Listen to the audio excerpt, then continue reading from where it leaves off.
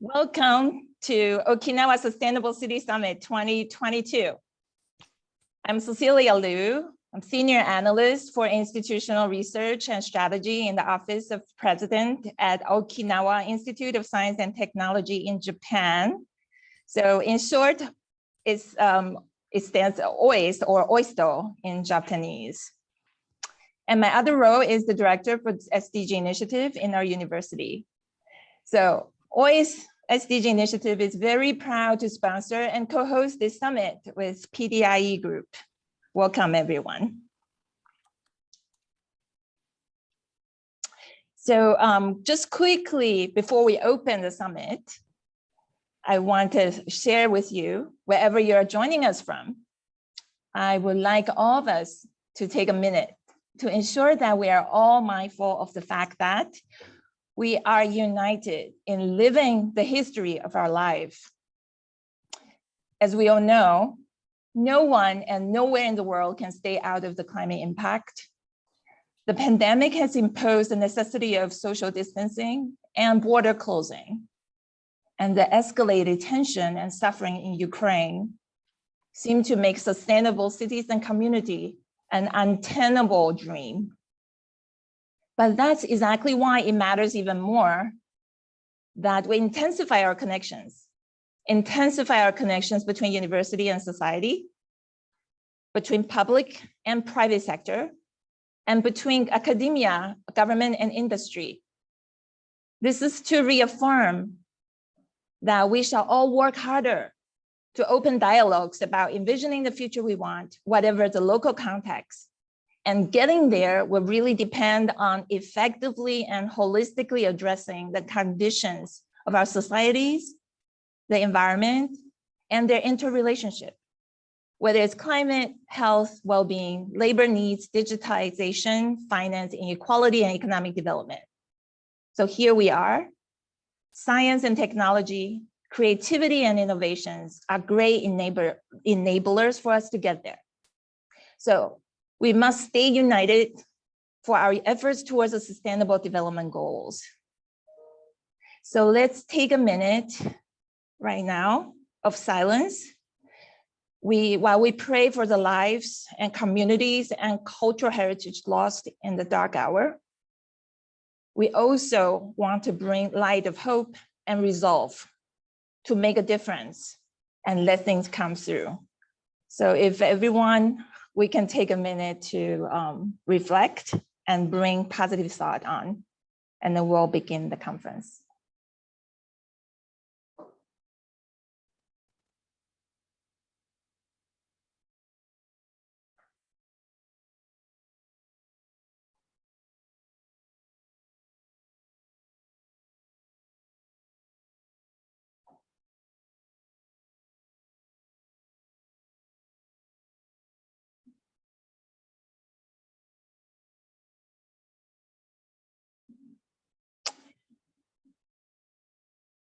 And all right, we're back. So today is the day one of the summit, and we have a great program and a line of scintillating talks for you over the next 24 hours. So to gallop through all these topics covered, so let's quickly go with the overview. And so today we have two inspirational speeches for everyone to imagine the future world. We have distinguished speakers from the Executive Managing Director of the Smart City Institute Japan, Nagumo-san, to join us. And then we have the creator of the blueprint for the first affordable, physically, socially, environmentally sustainable city, Tom Boschart, with us. In addition, we will follow this by another inspirational speech that will help us break out the norm into thinking about an ideal future. And that's a presentation by science fiction writer Malka Older. And that will be followed by a panel discussion on how to create and co-create and nurture innovation technology incubation in real sustainable cities. So that will be joined by a group of experts and entrepreneurs in systems thinking joining us from Europe. And next, we'll have a deep dive into sustainable mobility and tourism. by founder of Address Love, Mr. Sabeto. And then we'll have a breakout session to scan. So to quickly gallop through these sessions, let's just go with a couple of, just let me remind that everybody that we have some house rules just to make things go through a bit more smoothly. So please bear with me for a few housekeeping announcements and the rules. So first of all, you already knew that the main language of the event is in English, but we do provide simultaneous interpretation support. And then you can find the icon and instructions by chat. And then following that, we are embarking on a discovery journey, and therefore questions are very much welcome.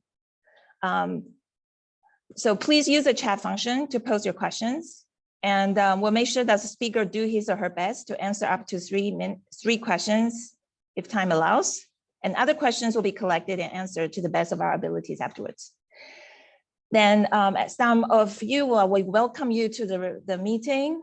You can see from the chat, networking and self-introduction also welcome. It can be done throughout this event, and you can post your LinkedIn profile or self-introductions through chat. And we have quite a diverse background of participants, from researchers, students, entrepreneurs, and NGOs, architects, business owners, and corporate funders. So do make the best of the opportunity to network and then connect. And lastly, just to make sure that we want to celebrate our diversity in our expertise and opinions. So this is a very inclusive conference, and we are open-minded. We don't interrupt people, but we do respect the time limits. And we want to have a growth mindset. So let's lift each other up. And lastly, we know that we can co-create the future. We want to learn more and take action. But then the more accurate, the concise the future vision will be, the more likely its realization. So now, without further ado, let's welcome Mr. Yoshiaki Ishii, Director of New Business Promotion Office in the Ministry of Economy, Trade, and Industry, or METI, to give his opening remarks. Mr. Ishii, the floor is all yours. Okay, thank you very much. It's a great honor to be here today. I really think this event, Okinawa Sustainable City Summit, is very important for our future. Now, I would like to mention about the opening comment. Sorry, but I would like to make comment in Japanese from now. 皆さん、こんにちは。経済産業省新規事業推進室長の石井と申します。私どもでは、本当に国のオープンイノベーションを進める、イノベーションを進める、それから、スタートアップを支援する、こういった業務を今やっているというところです。今回の沖縄サステナブルシティサミット、素晴らしいイベントだと思います。心より開催についてお祝いを申し上げます。今、その政府の方でどのようなことを検討しているかというと、成長と分配の好循環、グロースとそれから分配をうまく循環させる仕組みをいかに作っていくか、そういうことをやっているところなんですけれども、特にイノベーションの推進っていうのは、本当に政策の一丁目一番地、中心となるものになっています。そしてスタートアップの支援もイノベーションの担い手っていうことで、まさに今我々がやっているところなんですけれども、しっかりやっていこうというところであります。そういったイノベーションを生んでいく上で、非常に重要なところは、やはりそのアカデミア、あるいはその研究をやってらっしゃる方々の研究成果を事業化するというところであります。その研究成果の事業化っていうふうなところで、こういうイベントとか、いろんなその連携が進むというところがあるといいと思っておりまして、特に OIST はですね、本当に期待されている組織ということで、OIST 発でですね、イノベーションが実現化され、社会実装される。そしてそれがサステナブルな社会を作っていくということにつながっていけばというふうに思っています。政府の方でもですね、いろんなその政策の面で応援をしていきたいと思いますし、うまくですね、ここから出てくる成果をですね、と連携を取っていければというふうに思っております。ということで、開会にあたりまして、お祝いと、それからこのイベント、それからこのコミュニティへの期待を申し上げさせていただきました。どうかよろしくお願い申し上げます。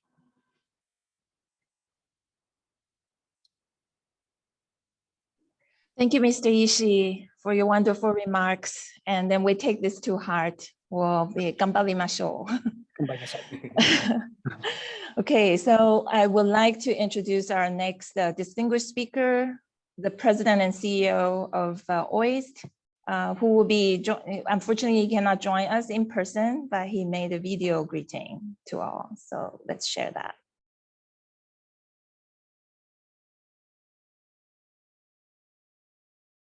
Good morning, ladies and gentlemen. I'm Peter Groos, President and CEO of OIST. It is my great pleasure to welcome you all to the Okinawa Sustainable City Summit 2022. With our co-host, the PDIE Group, I would like to especially extend a warm welcome to Mr. Yoshiaki Ishii from the Japanese Ministry of Economy, Trade and Industry, to our distinguished keynote speakers from Japan and abroad, and to our participants who are leading the way towards the development of strong, sustainable communities of tomorrow. This summit comes at a crucial time. The instability of our social, ecological, medical, and political establishments has exposed deep vulnerabilities in our current society. In the last few centuries, humans have made incredible and rapid advances in science, medicine, transportation, agriculture, infrastructure, communication, and others. We have marched head-on to adopt new technologies enticed by their promise and prospect of making our lives better. Innovation has become synonymous to modernization. We have lived off fossil fuel deposits for more than 2 centuries, facilitated industries that pollute the environment with greenhouse gases, while carrying out mass deforestation that altered the landscape around the world and removed crucial CO2 sinks.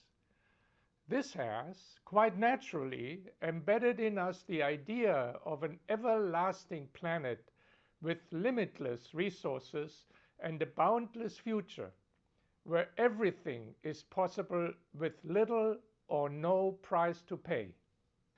In our haste to progress, we did not think about the long-term consequences of our actions. This brings us to our modern times of urbanization and consumerism, where we are already beginning to see the costly ramifications of our past ignorance in extreme climate events, depleted resources, and loss of biodiversity and mass extinctions. But that which has led to our current ecological crisis also holds the potential to build a sustainable future that works for both the people and the planet. Innovation based in science, technology, and entrepreneurship can be the cornerstone of sustained growth and prosperity. This is reflected in the Sustainable Development Goals, all of which rely on the use of practical and actionable strategies that leverage innovation systems. Through this summit, we have a unique opportunity to embark on creating an emergent innovation ecosystem for small cities and communities that are self-sufficient, resilient, and sustainable. Sustainability is deeply rooted in the Japanese hearts and minds. A conscience of island sustainability has guided the Okinawan way of life for centuries. I hope this summit will equip us to move our societies forward in a sustainable direction by engaging in idea exchange, knowledge transfer, and by promoting awareness so that the changes that are urgently needed in our culture, values, consumption, governance, business, and institutions can be envisaged. Because a future without sustainable development might be a future without humans.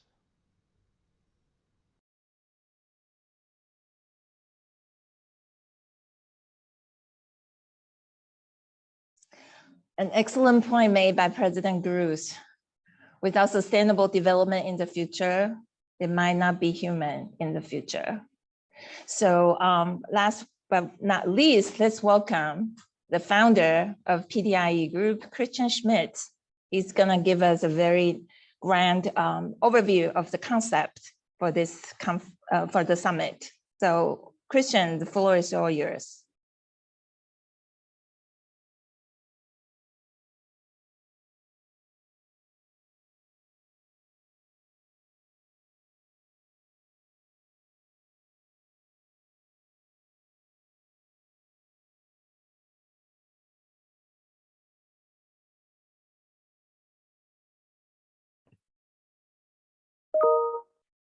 Christian, you're on mute. We can't hear you.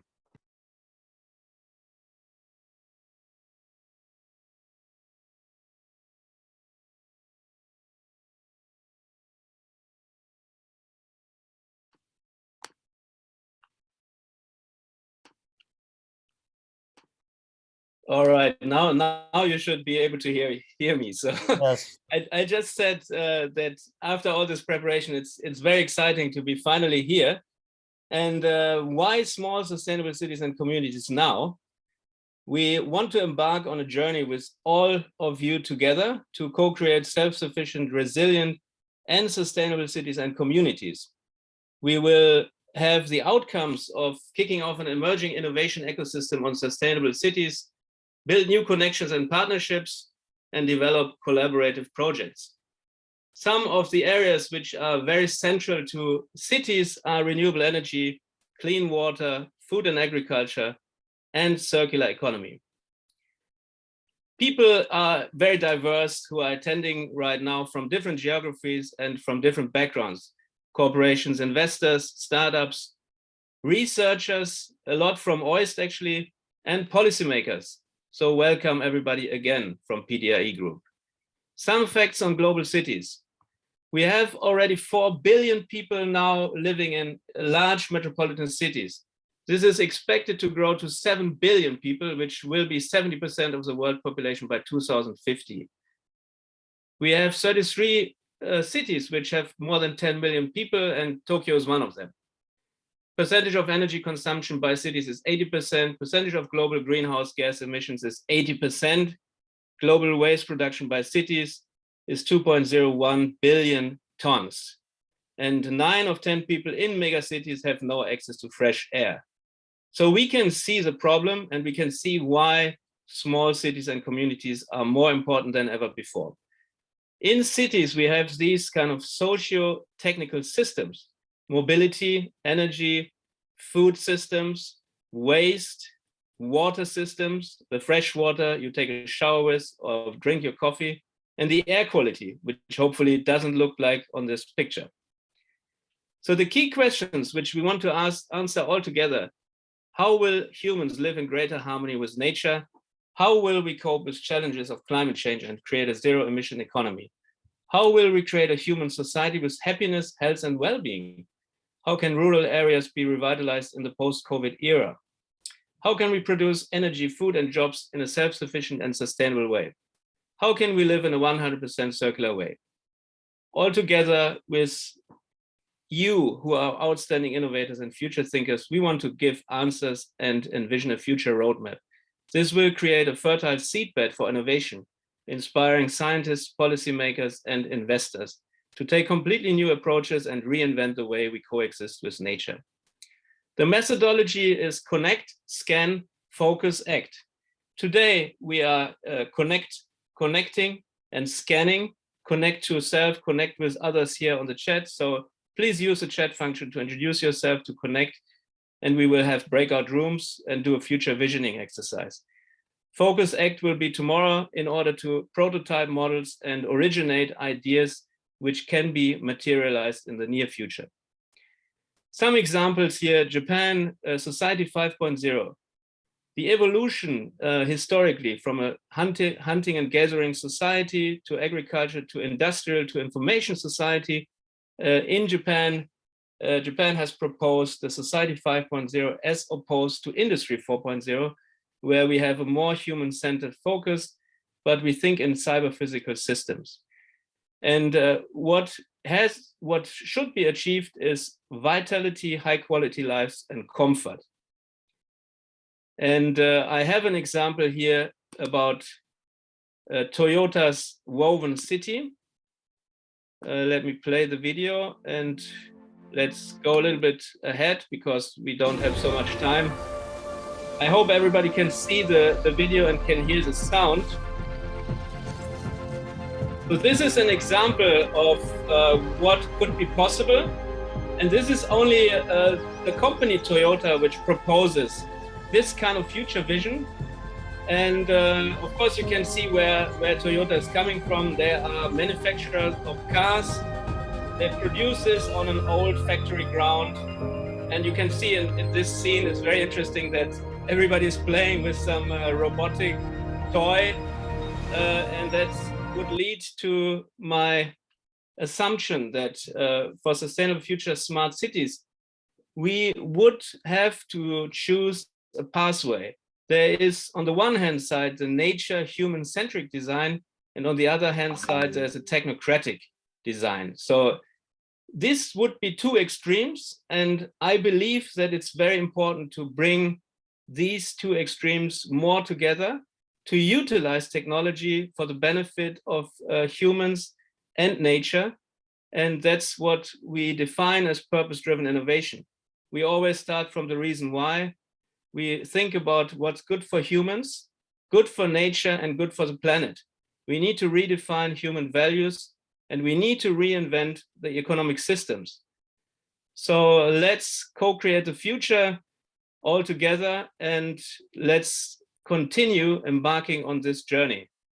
Thank you very much. And if you want to join, we will open up a Slack group after the event where we really go into the execution phase and look into realizing these small cities and communities. Thank you very much. Thank you, Christian, for showing a path and the two different, the whole spectrum between human-centric view and then technocentric view. So with this framework in mind, so we would like to invite our first inspirational speech speaker, Mr. Nagumo-san, to provide us from his government policies perspective when it comes to the design and policy tools to create the future cities and Japanese model. Please. Thank you, Cecilia, for a kind introduction. My name is Taku Nagumo. Let me now share with you my slide to make a presentation.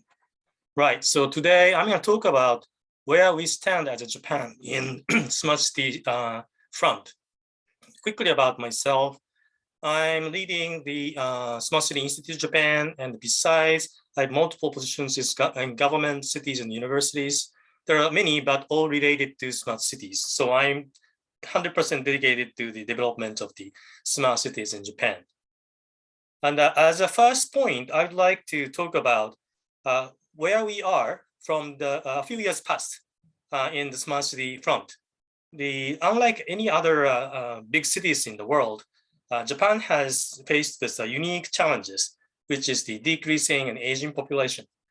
If you look around the world, it's the opposite. It's the getting more population and causing urbanization issues, whereas they have to implement the technologies. And the second most important part is the excessive concentration in Tokyo. And rural areas are now losing vitality elsewhere. So before it becomes too late, we need to put something into the stick to come up with the solutions. But that's why we chose smart city as a solution. And for the past few years, we have created a lot of infrastructure. Sitting in the center is a key concept. You can see multiple life scenes like elderly, autonomous driving cars, consumers and electric power generators, hospitals and stations and so forth, all wired, suggesting that this is wired with digital data. So how can you implement this idea? Was a challenge we have been working on. And the basic architecture design has been done. Key component is the city OS. This is a data exchange layer. Having this, cities can be connected. So not only the cities, but all digital solutions can utilize multiple set of data to come up with creative solutions.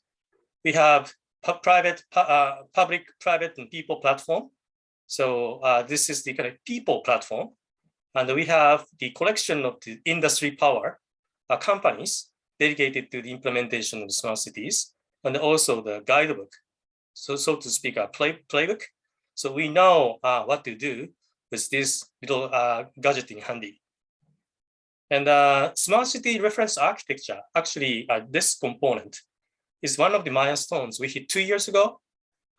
This is consisted of two major components. One is the city OS, this is digital area. Another one is the non-digital area.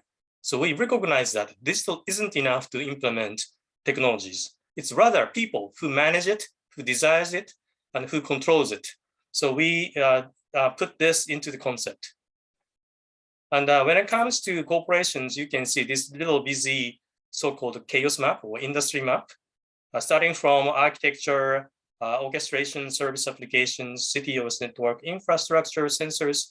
They're full of companies which you may be aware of, such as NEC, NTT, Fujitsu, Hitachi, and so forth. So we have all basic technologies in place. And the key question is, how can you do that with human? That's the key question. And again, about technology, technology is flourishing almost like endlessly. This is the 5G, beyond 5G technology and the digital twin, which is a good thing. The ministry is now implementing so-called Project Plateau, dedicated to the implementation of these 3D models of cities, starting from Tokyo and then extending to more than 50 cities in Japan.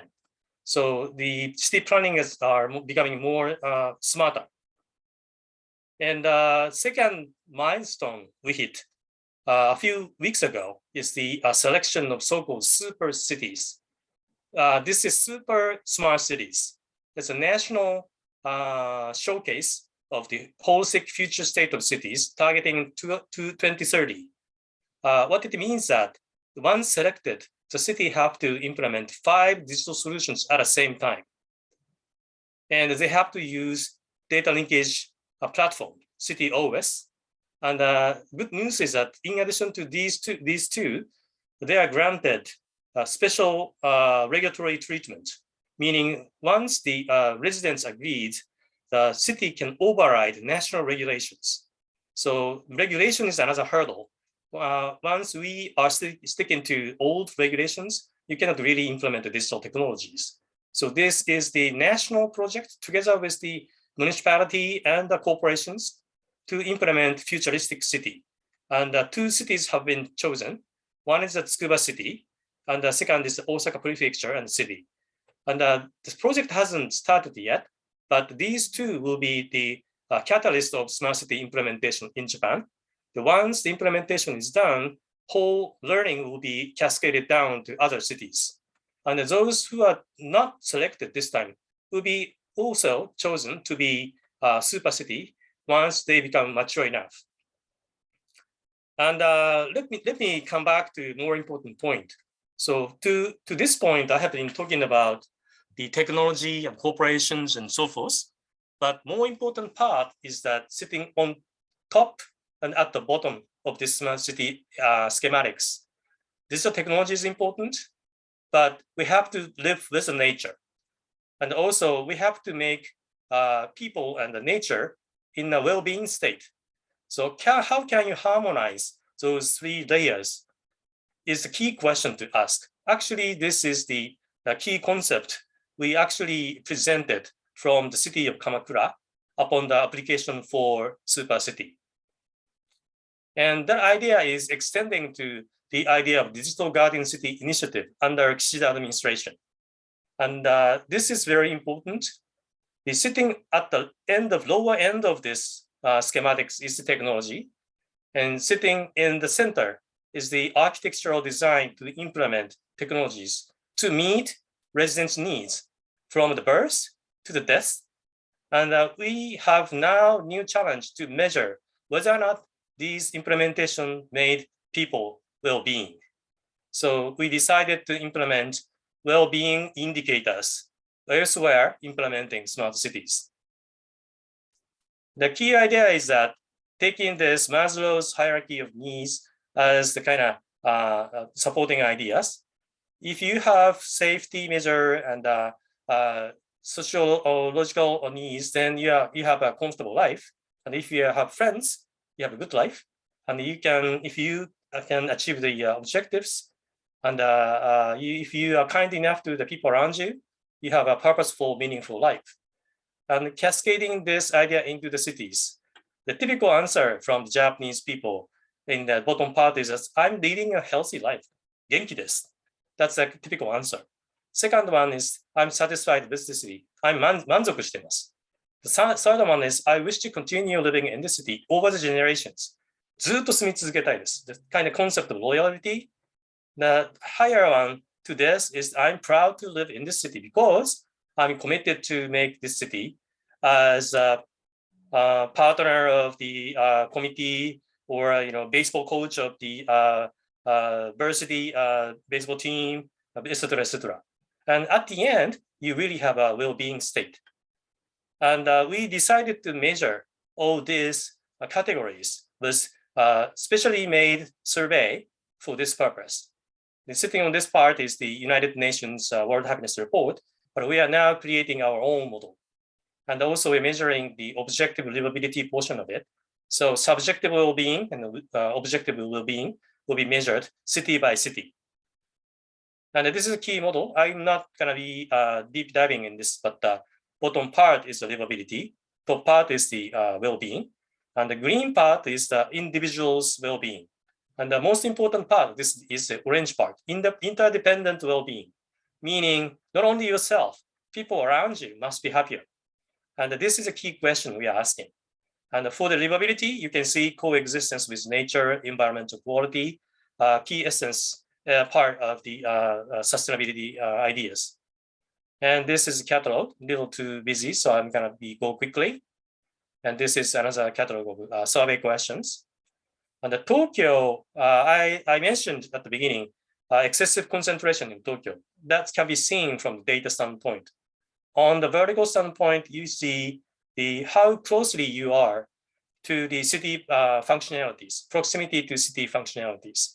On the x-axis, how spacious where you are, the living in the not crowded areas. And if you take statistics, it's the invert correlations of 0.86.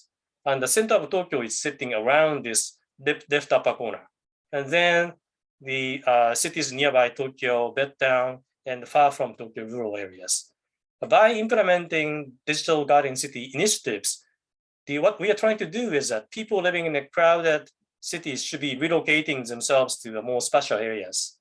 Whereas people living in the special areas should have better access to city services through the internet. So virtually these go upwards. So the flattening this curve is a solution envisioned under Digital Guardian City initiative. And this is some samples of the key dashboards I'm not going to be talking a little bit too much about this one, but the spider chart, the green one is indicating objective score, and the red one is indicating subjective score. Sometimes objective and subjectives are not really sitting together, they're separated. And more detailed KPIs will be shown in this way. This is the physical health, objective and subjective, and social health, objective and subjective, mental health, objective and subjective. And we are providing this tool to all the cities. This is the last slide. So after observing data to assess the well-being state of the city, we'd like to come up with a scenario for making city citizens well-being happier. And this is one real example from one of the cities working together with the topic of the coexistence with the nature. This city is surrounded by the ocean and mountain, full of nature. So many people are attracted by this nature and started to live and feel joy from being surrounded by the nature and get mental and physical health. And those two factors will cascade up to consciousness to protect nature. So this mind to harmonize, live in a balanced state, will also move up to civic activities and political activities. If the policy output is successful to live with the nature, this will be translated into civic pride.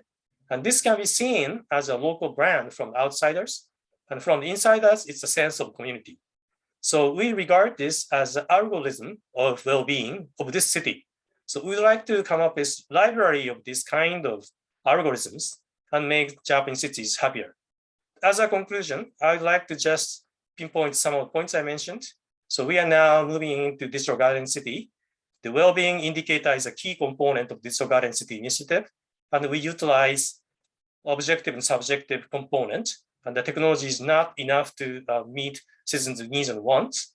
And the Super City have been selected, and we are open to collaborate with you any way you want in terms of the well-being indicators. Thank you for listening.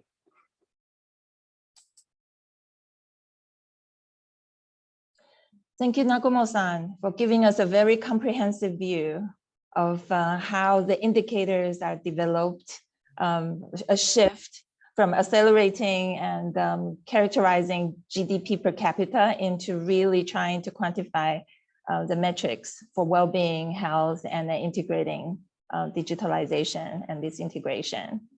So thank you very much. So now let's take a breath, and we're going to change gear a bit towards the more human-centric view of how it feels and how do we integrate the thinking and the tools available to coexist with nature and then bring nature to the habitat and build a habitat in a sustainable way to co-develop, co-evolve with the nature around us.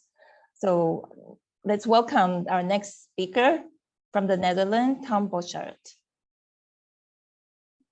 Go ahead, please. Good evening and good morning for those on my side of the planet. Thank you so much, Nagumo-san, for that wonderful presentation. It's great to see such in-depth research being done in an integrated way, which I greatly support. So it was very inspiring to see. Thank you. I'm here today to talk to you a little bit about Orchid City, and I will share my screen with you so you can look along with me. My name is Tom Boschart. I am originally an industrial design engineer, architect and urban planner from the Netherlands and the United States. And for the last 23 years, I've worked with this organization, Accept Integrated Sustainability, to find and build the what we call the foundations for a sustainable society. So we've been working with industry, with city planners and management, with infrastructure specialists, with biologists and sociologists for the past 20 years to find solutions that are concrete and implementable that are the next generation for sustainable development. What we hope to do in this is exactly as was shown in the previous presentation as well, is the importance of looking in an integrated way at the way that we live. So it's not just focusing on challenges like energy generation and material use, but also the sociological, the infrastructural, the industrial side of things. We are a team that consists of 3 sub-teams: the science and research team, the design and engineering team, and the business management team that can do the feasibilities and brings together the partner networks for these advanced sustainable developments. In that trajectory, we work on the research and analysis part to develop strategy and concepts, then go towards the design and engineering and work with the partners to realize that materiality, and then to manage the project to ensure that it will be executed in the right way. In that process, education and the sharing of knowledge is essential in each one of those components. So in that, we also support educational institutions and also give master classes in that process. So since 1999, we've been working around the globe and learning and connecting partners together to develop these kinds of progressive projects. In order to do that, we have developed Symbiosis in Development, which is a framework for integrated systemic sustainable development. I have a book here that you can see that is actually a free PDF download that spent about 12 years in making, in capturing the experiences and the framework of working in such a way from beginning to end. So it uses complex systems thinking to allow teams of people to arrive effectively at more integrated solutions. So in that, it's a combination of all the aspects that you may encounter on the sustainability field, from circularity to biomimicry to natural capital and things like the blue economy, and brings them together in one holistic framework that is also open source and freely available.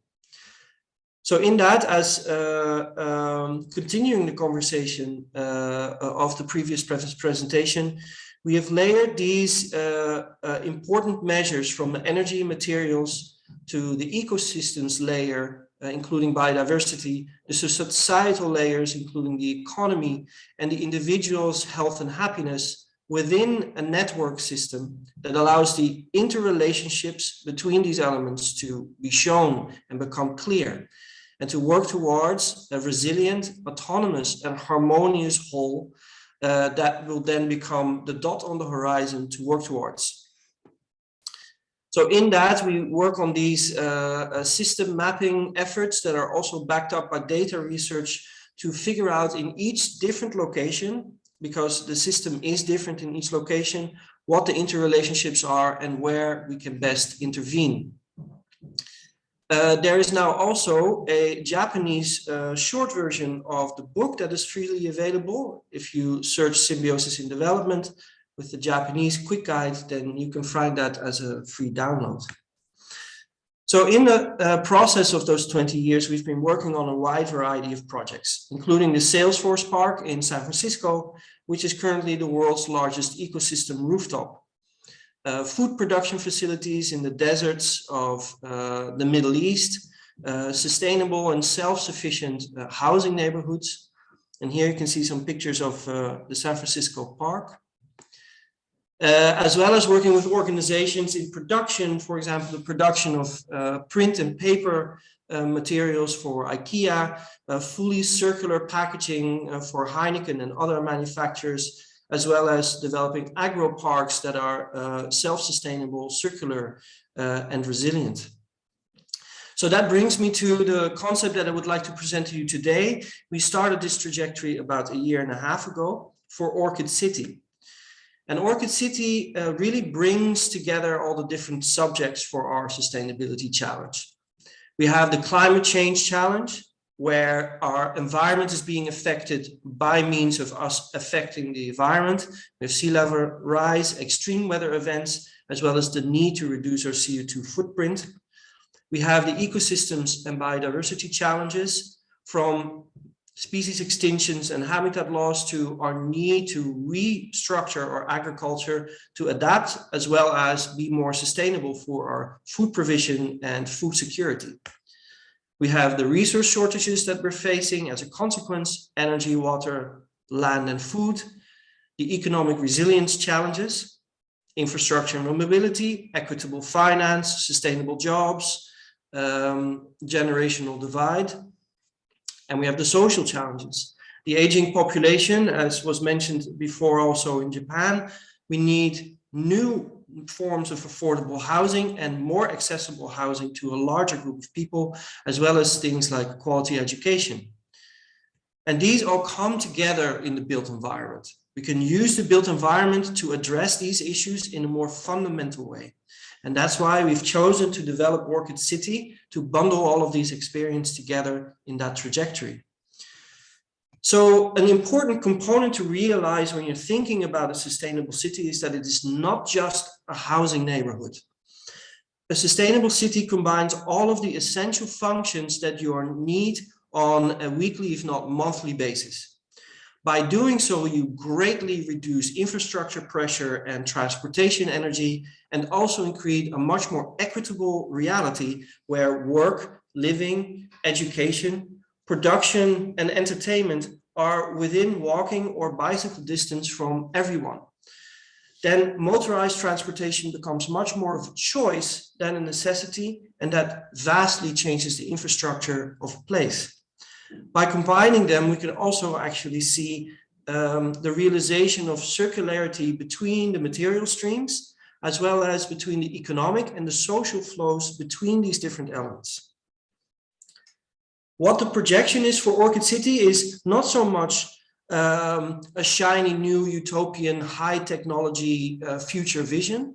What we're trying to do here is build a city that would be perfectly normal 30 years from now, when we have resolved the sustainability challenges.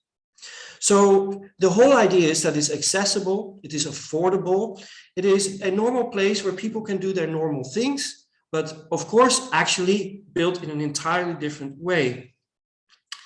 And in that sense, we are bringing back together many different partners. Some of them are present here as well. And of course, PDIE, organizers of this event, but also investors, planners, architects, engineers, people that have software platforms, knowledge centers, educational institutions, to bring together all the partners to enable this realization. In that realization, we are aiming for autonomy to produce all of the food that a city needs, water and energy demands, and all of the daily services required by its citizens.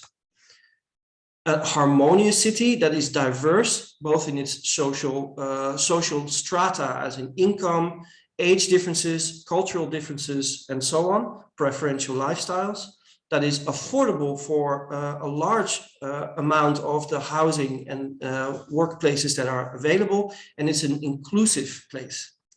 And that it is resilient in regenerative nature, climate adaptive, and generation proof. Now here you can see this diagram. This shows the energy and material flows within the models that we've developed. Here you can see this big fat arrow of ecosystems and forests that actually provide many of the services that are required for a city like this. We're talking about water purification, we're talking about biomass generation for energy production, air purification, education, food production, etc. So most of it is based on an ecosystem services-driven model. And that drives through the energy, water, and production systems, a closed loop energy material flow. And then we have built a model that can adapt depending on the context. Between 500 inhabitants towards 15 or even 50,000 inhabitants, we can model and make a place adapt to its local context, absorb also existing cities and upgrade them using this model, and then create adaptable, context-sensitive designs. These designs are rooted in ecosystem services, as I mentioned, with the agriculture, the regenerative parts of it in many different layers. So that includes silvio pastures, agroforestry, aquaculture, as well as greenhouse technologies, to have a rich layer of food that is produced for the self-sufficiency of the area. This is all professionally managed and part of the business model that has been proven and executed elsewhere. To rediscover the social side of living together, happiness and well-being as part of a fundamentally newly thought living environment. So to use that as an infrastructural backbone, that happiness and well-being is strongly rooted in the design and the realization of a place, and then how we connect and allow people to bring together and work together and live together. And that includes people that are currently not often part of our economic cycles, like elderly populations and younger populations, to connect them through the social and economic systems to have more value for the community and to be able to interact more and have more happiness and well-being and quality of life, including rediscovering the work-living relationship. So in the application of this model, we've been looking at 3 different locations to show the diversity and the adaptability of the project. So we've developed prototype master plans for the Netherlands, Brazil, and Vietnam. And we're currently talking to some partners to also see if we can make a blueprint for Japan. Each one of these places has a completely different nature to it. The context determines everything on how a place is designed. For example, here you see the Dutch one in the Netherlands that strongly interrelates with the water management systems of the country, the agricultural fields, the existing industry that is on this particular location, and then building both urban and rural cores that are in symbiosis with each other for the production of the right resources as well as sustainable living environments. Here's the one in Vietnam in the Mekong Delta that adapts very much to a rising floodplain to allow a flood-proof design that works with the water rather than fighting against it, for providing rural jobs and combining high-tech agriculture with field agriculture in a closed economic model. And this also provides a model for people to go back to rural communities and for rural communities to revitalize themselves using jobs, actual destinations, and great places to live, which is a big challenge, as I'm aware of, also in Japan. So we're balancing urban with rural, and we're combining the best of both worlds. So what we're seeing within the urban cores is a high densities of services, high density of interaction and of construction, whereas in the rural parts, we have much more production, water filtration systems, food production, ecosystem regeneration, as well as more spread out rural living typologies. So in that combination, we're seeing this variable density of this high density urban, which is still extremely ecosystem driven, as you see, with a high amount of biodiversity and presence of nature.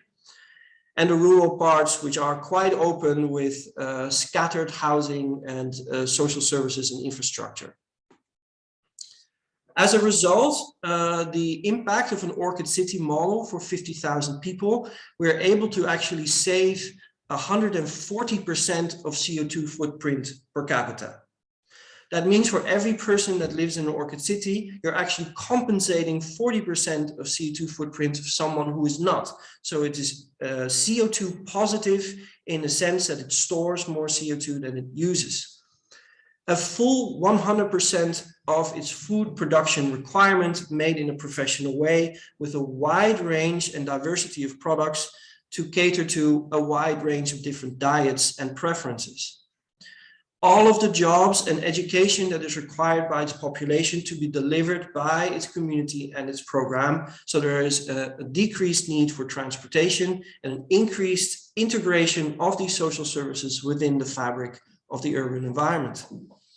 To have great support of the economy, both during its construction and as a foundational aspect of its operations in the decades that it develops. Land and water regeneration to so much degree that we can actually take industrially polluted zones and convert them to these kinds of places that have regenerated the land, the water, and the biodiversity of the area. Now, in Orchid City, it's a young project that we are currently combining new partners together and finding actual locations to start executing the first of these Orchid Cities. We are looking at maybe somewhere between you additional delivery partners. We're looking for inspired architects that already have developed bio-based modular housing for particular countries and so on, as well as anyone else who feel that they can strongly contribute to that partner network. We're looking for investors for the startup funding, as well as the actual development for the real estate capital investment, and enablers, people that spread the word, help us to develop this further and spread the knowledge to get this done. So with that, I hope that you have an inspiring rest of the conference, and let's investigate how we want to live tomorrow and then how we can realize it. Thank you.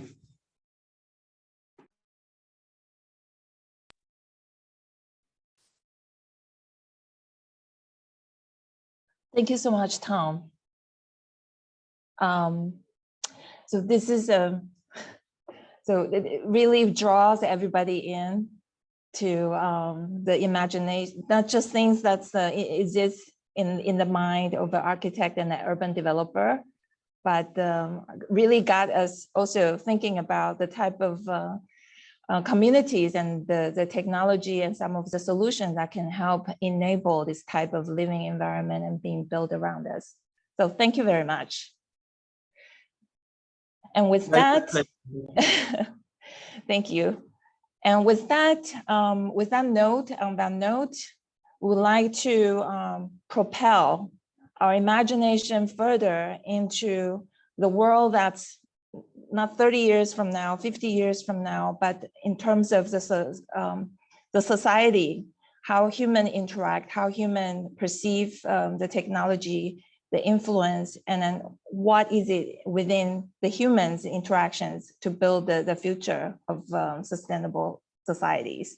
So with that, I'd like to introduce our next speaker. She is a sci-fi writer and from the US, from Arizona State University. And her work's been, she made a lot of comments and contributions to magazines, including newspaper and magazines, including New York Times. So unfortunately, she's not able to participate due to the time zone, the time difference, but she graciously sent us a video recording for this particular summit. So let's listen to Malka Older.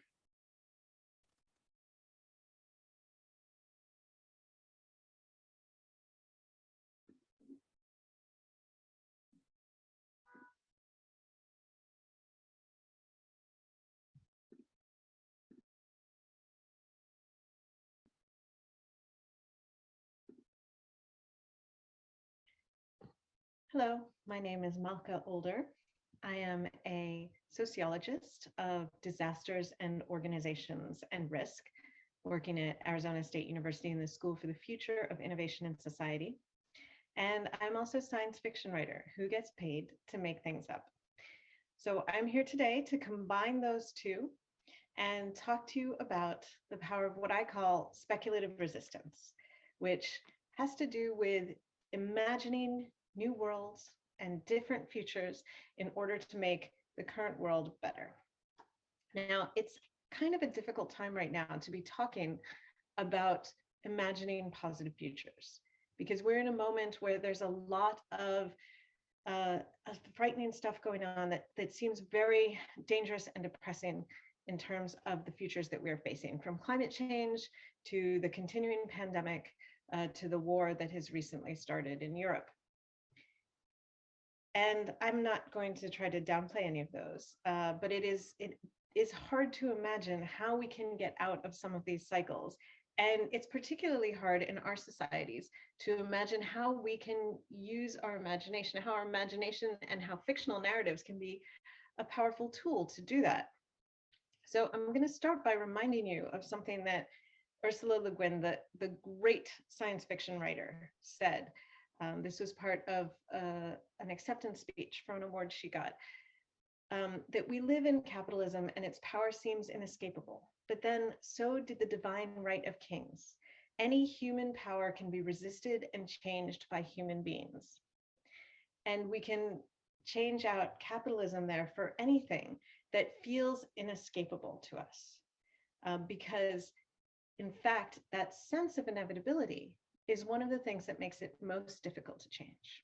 So I'm going to suggest that one of the powers that we have in using speculative narrative and our imagination of different futures is to recognize what seems but is not inevitable in our world. And I'm also going to remind us that while things seem very difficult right now in a lot of ways, we're not necessarily, it's not the case that everything is getting worse. A lot of things are, in fact, getting better. And so I'm going to just look through a couple of examples, like the number of people in extreme poverty, which has been dropping sharply, the under 5 mortality rate globally, which is going down, and even the average number of battle deaths per conflict. And I share these not to say that everything is going wonderful and the bad things I mentioned are not important, and certainly not to suggest that these are linear trends and that we should expect them to continue unbroken in that way. But it is important to remember, first of all, that not everything is as bad as the news headlines that we're seeing right now. And also that all of these achievements, all of these trends, and there are many more, came about because of humans deciding that a future that they wanted to look forward to, a goal that they wanted for the world they were going to live in the future, what was that fewer children would die of preventable disease under age 5, and that fewer people would live their lives in extreme poverty. So having decided this, having decided that this is something worth working for, and imagining that it is possible, they were able to work for it. We have been able to make this happen. And I'm going to quote now from Walida Imarisha, who's an author and an activist, who says that all organizing is science fiction. Because to organize, to work towards something, to be an activist, you have to imagine that what you're working towards is possible. Imarisha says, when organizers imagine a world without poverty, without war, without borders, or without prisons, that's science fiction.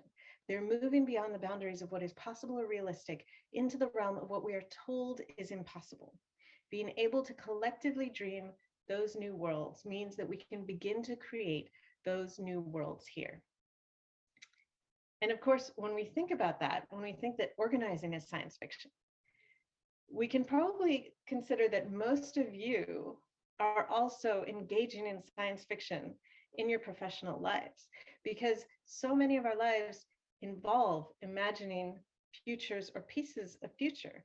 When you do a cost-benefit analysis, when you draw the blueprints for a building or design a city or a neighborhood, when you do an economic forecast or the predictions for a product launch, all of this is science fiction. Because while these are based on some knowledge, experience, and numbers, the science part, anything that deals with the future also has an element of fiction, because we simply don't know what will happen. And so we are all working in this field of imagining futures that will interact with the real world to influence the way the actual futures that we live come about. And I'm going to use James C. Scott, the sociologist who wrote The Great Scene Like a State, to remind us that even governments do this as well.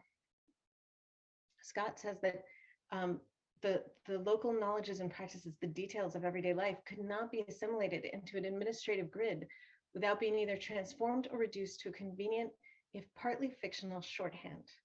And these state fictions transformed in turn. They transform the reality they presume to observe, although never so thoroughly as to precisely fit the grid.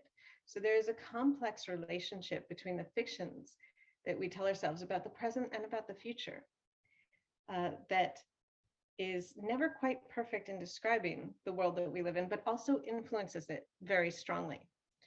And so I'm going to urge you to think about the futures that you are creating, And I'm going to urge you also, as you consider how to develop positive futures, that you really think hard about being a bit more imaginative and creative, that we take a couple of lessons from science fiction, since that's what we're practicing anyway. And we take some lessons from what is officially known as science fiction and take some of the benefits that narrative and fictional thinking can have.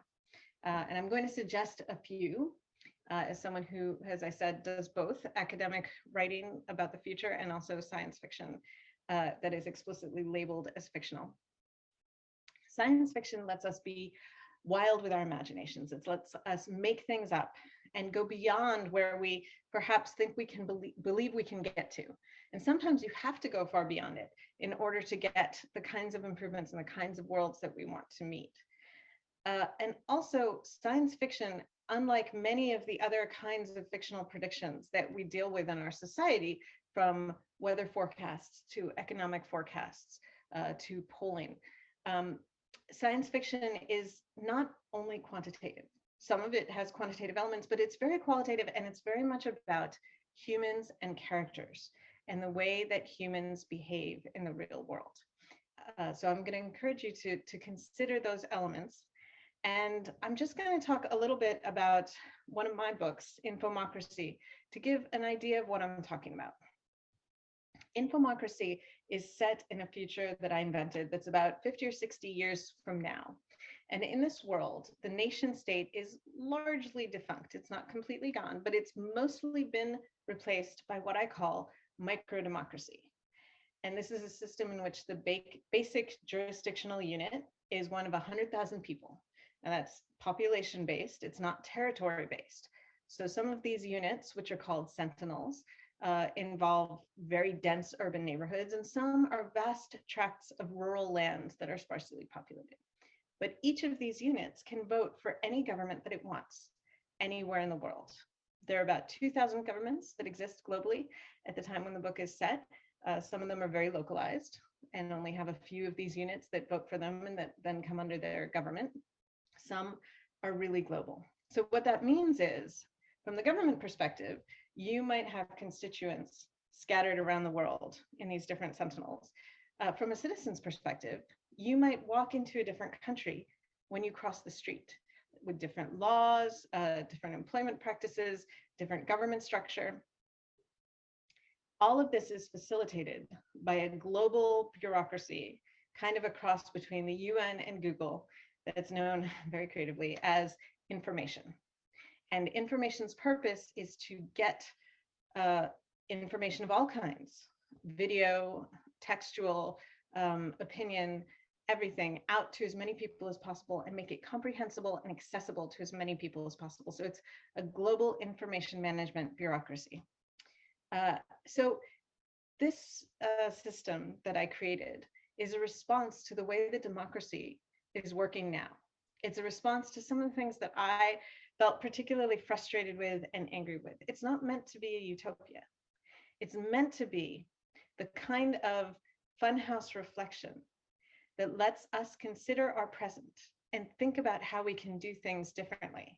Maybe not exactly in the way in the book, but that highlights the sort of things that we do take for granted and lets us imagine our way out of them.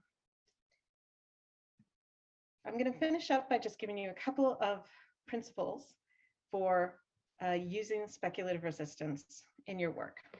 The first, which is very important to me as a fiction writer, is evidence-based creativity. And that is trying not to depend too much on tropes, but trying to build on experience and evidence.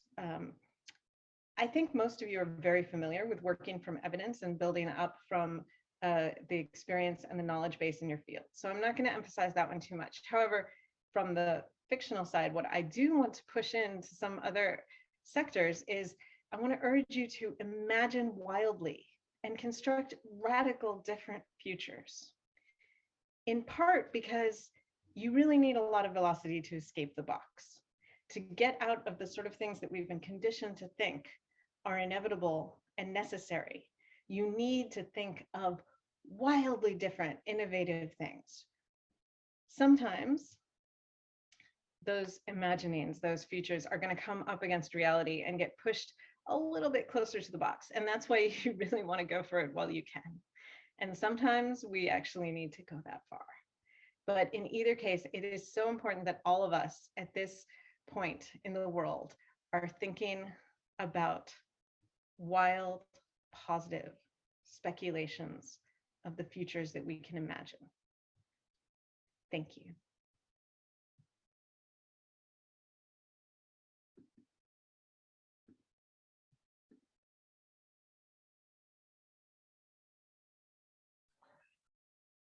Wonderful, wildly speculative imagination that prepares for the future. So without further ado, are you guys ready?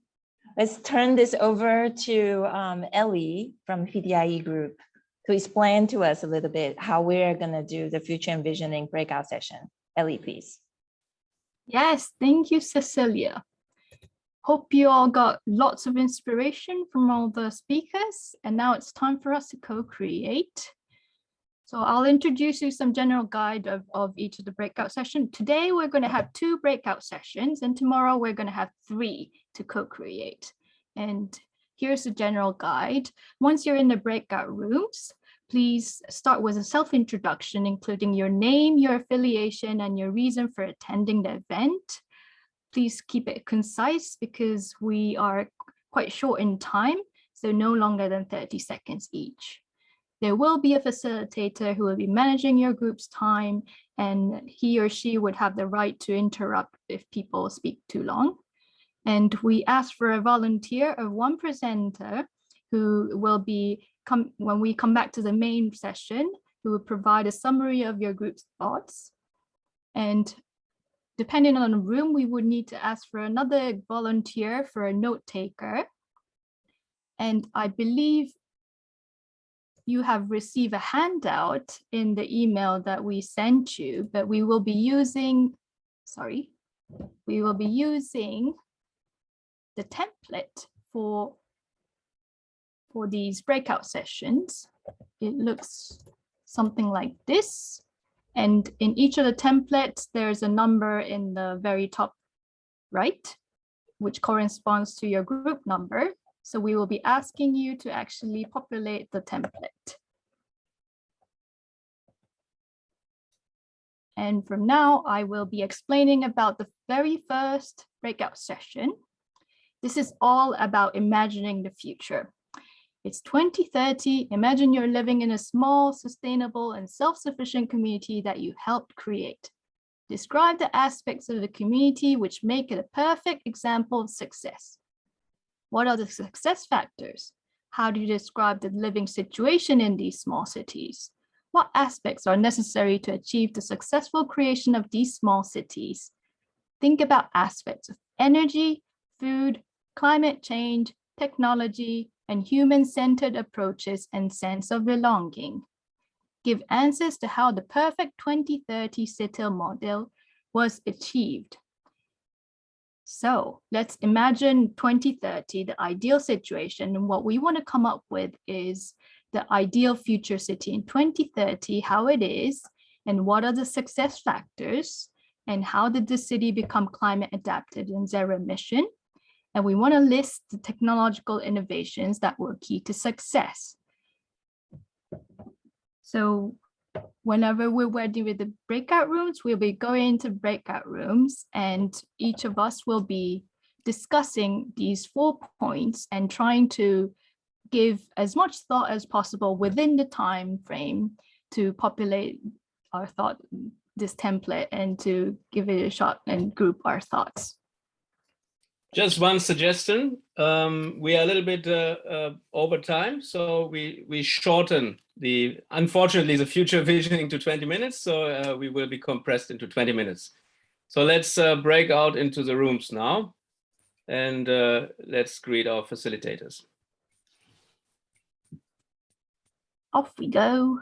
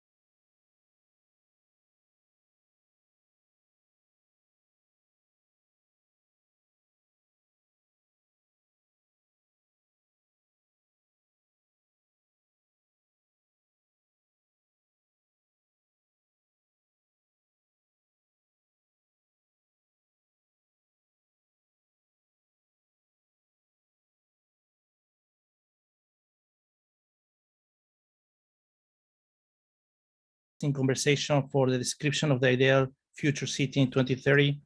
We agreed all that mobility should be very important, and mobility that includes individual access as an urban access, and this 20-minute city that you have access to all the needs that you have also you want to have by 20 minutes. That would be very reasonable, and the importance of balance the optionality like for these transportation systems is very important. And finally, about the water, food, and air to be a very, very good quality. And this it gives this ecosystem service integration for all adapted for local environment. And the success factors for achieving the perfect small city is the ecosystem service integration and this sensory, like if the people are sensorially happy, that they could be a very good KPI for saying that, and also the well-being of the people, like mentally and physically and healthy, that gives for a circular ecosystem. And how was the climate adaptive and zero-emission city achieved? Mobility, access, ecosystem services, and mental well-being. And the number 4, the technologies we briefly mentioned about, like cellular farming, for instance, or nanotubes that purify air and purify water. So these are the 4 points that we discussed. Thank you. Excellent. Okay, then let's go to group 1.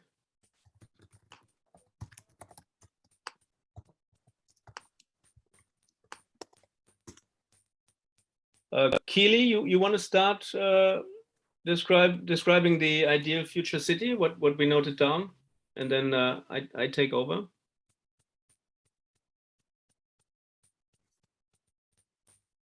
I don't think I have time to describe everything, but basically we focused on a combination of social and technical ideas, and we really emphasized the need to integrate social and artistic and athletic elements into the basic life, and to eliminate arbitrary boundaries, eliminate silos, and instead of funneling people to certain places where they stay all day long, to have a more integrated life where your work and your education, everything integrates.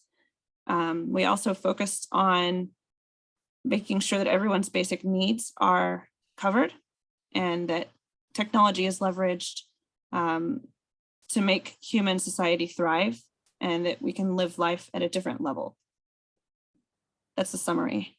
And then the success factors for achieving the small city, the first thing which came up was solving the digital divide. So people on the countryside should be digital natives as well, which would be enabled by workshop centers and science fiction storytelling workshops. Minimum food needs to be available. People communicate with other cities and areas in order to alleviate food shortages if there are any. We need innovation for energy to be decentralized.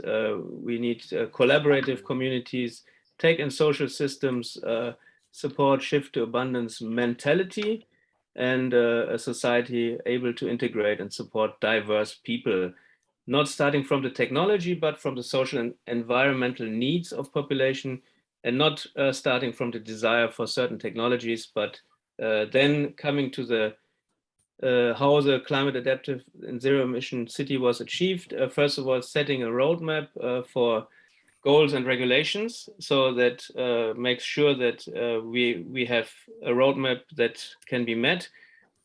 Then generating energy from movement, that was one example which maybe belongs more to the innovation side.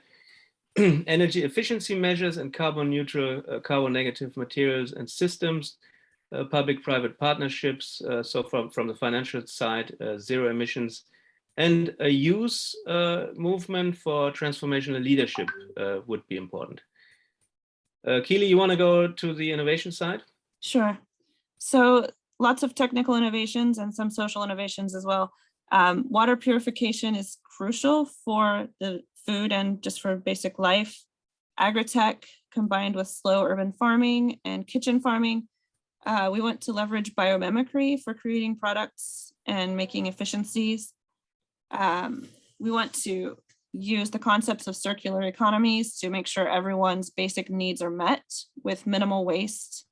And we want to integrate art into the architecture and incorporate energy materials like photovoltaics or other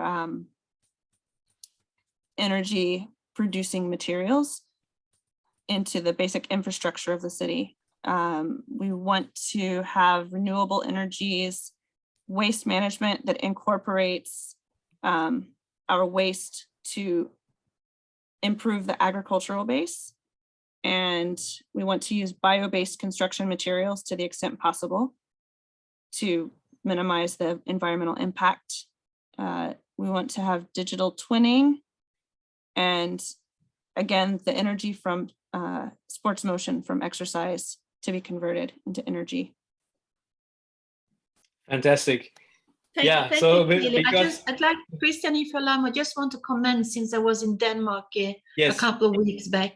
I think as a low carbon city has to have into account biking lanes and security, and then small electrical vehicles at the edge as early as you can. But biking has to be in the infrastructure or small lane, secure lane for small moving things. great. Yeah, I think that this future visioning exercise was really interesting. And because we are, I'm getting here messages from the team that we are over time. So we will not share one further one. We have all your notes and you can still work on it. The file keeps being available for you. So I stop sharing my screen here and I give back to Cecilia for going back to the main session. We have a panel discussion coming up, which is very interesting. Thank you.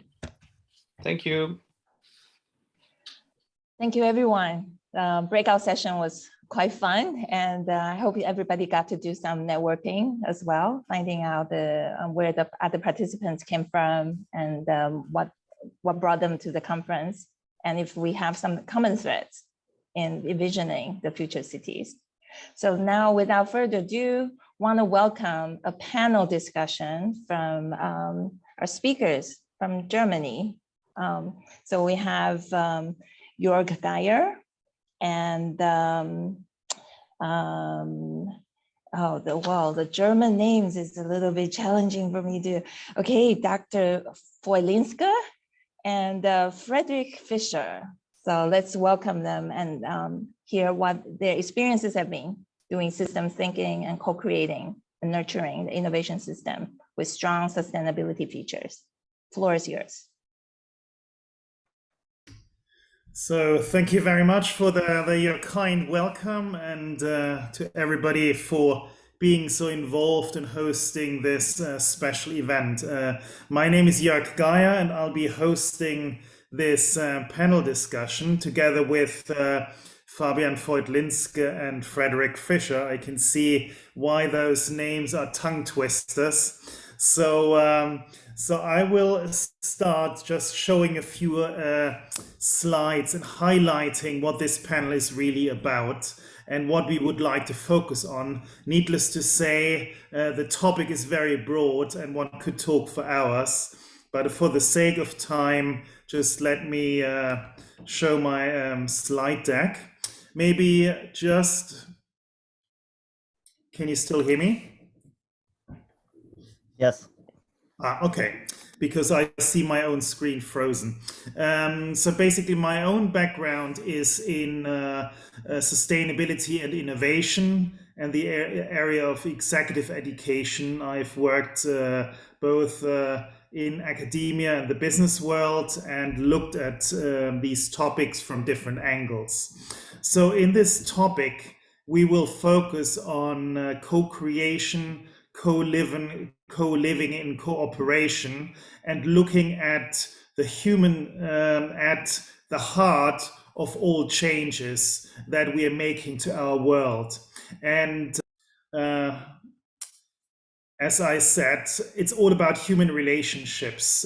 We've heard quite a bit already about technology progress and ways to develop our cities and societies by having progress both on the economic side and also on the development side. But at the heart of everything are towards empowering citizens, from a linear approach towards a circular economy, and from centralized structures towards distributed structures in power generation. This is from Tom Boschart's presentation, and because he also takes a very human-centered approach to life and to community development. And this is what we will focus on.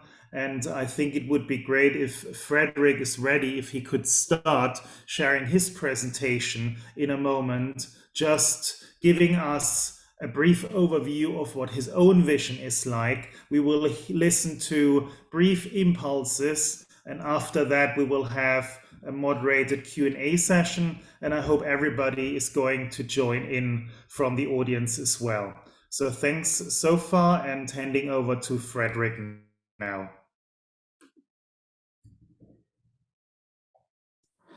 Thank you so much, Jörg. I'm really honored to speak here today and to share the idea of the Code-Off movement in a second.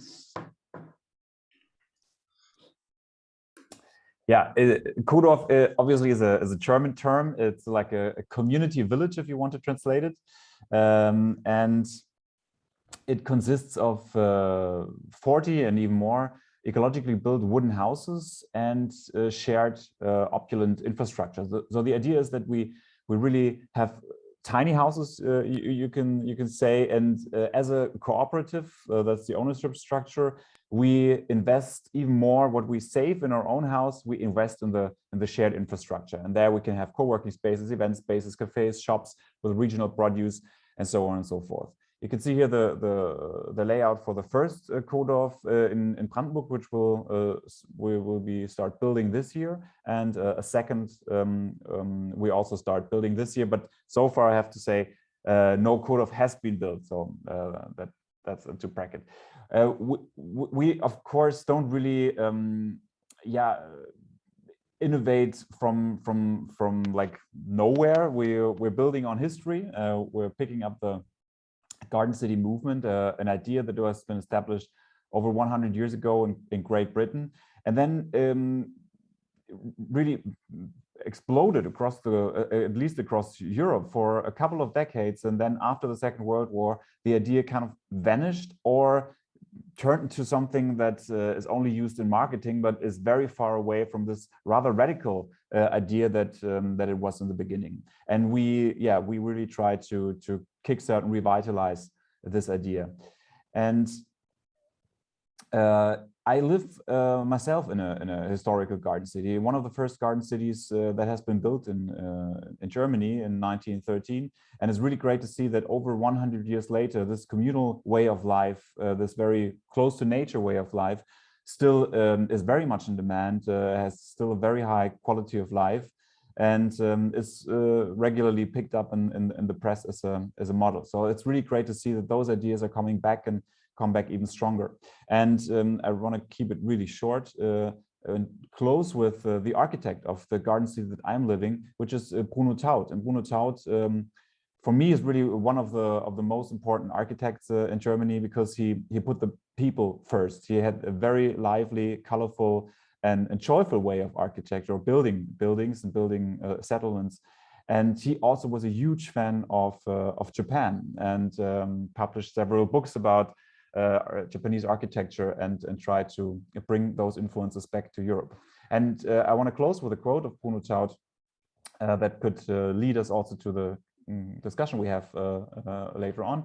From nothing, nothing grows, and architecture only arises if it emerges from a story. It is not possible to allow a simple thought to become architecture without a story. And I'm really curious to learn about the stories you are telling about your projects and your vision of the sustainable cities of the future. Thank you, Frederick. And now just a few thoughts from Fabian. introduction, or shall I comment on that? You can share your slides and also say a few introductory words about your background. Okay, yeah, thank you very much for having me here, and it has already been a great introduction also to what I want to share. So I'm a trained neurobiologist, so I'm very much into biological systems, systems thinking, system design then, and I'm also a biomimic, so what can we learn from nature to create our systems? And here I want to start with an illustration by a Berlin artist of maybe how can Berlin look in the future. But I can't tell you so much. I can say something about the built infrastructure, but the underlying social structure that we need to create urban communities. So this is what really drives me, and for this I founded two companies. And one I want to talk about here is Exchange, that is meant to use technology to foster human potential and to bring people together, to innovate together, because innovation is basically evolution. It's what we need to create a future that is desirable, and that is in all respects. We want to work together, we want to live together, and we want to be basically housed together. And this is when it comes to building an urban environment that resembles nature, the nature outside, but also our own nature, how we want to live. And in the end, it's all about creating the positive impact that we want to see in the world. And for this, we have to empower people, because when we talk about urban environment, we also talk about ecosystems. And so for me, it is about how do we create ecosystems that work perfectly self-organized and in a way that we want them to work, so that they have desirable output. And desirable means for people, not for business and industry first, but taken into account these are economic demands. But all comes down to how do people work together, live together, because value creation in ecosystems is not only about monetary value, but it's about value and benefits for people and planet. And for this, here is like some ideas, some impressions of the technology that we built. Basically, we want to leverage technology as a tool to create without borders. That is, we don't create borders between people, between city, between urban and rural life, but we want to use technology to showcase how everything is connected, and to then incentivize the co-creation. And sure, I can talk about more about the technology, but basically what we want to achieve is to create social benefits through technology. And maybe just some brief words on a use case. We want to use this technology to leverage cooperation in like a suburban development. And for this, we create a social impact token that supports local value exchange, that is sort of creating a parallel currency that rewards the exchange of local value beside the monetary system that is then connected to the bigger economic system, but just something where value stays local. So that can go from lawn mowing and sharing tasks in a community, as here, based on an idea where there is an eco-village created or eco-city created in close to Cape Town by the project Africa 123, where we tried to build an autarkic city where we see that that value should not be imported from outside of the city, also not really withdrawn from the city, but should stay in the community. So it's basically our social impact reward system is based on, if I help you now, you pay me later by the benefits we create together. So we multiply value the more we work together. And for this, we create the technology, and we see this as an essential tool to foster also offline human interactions.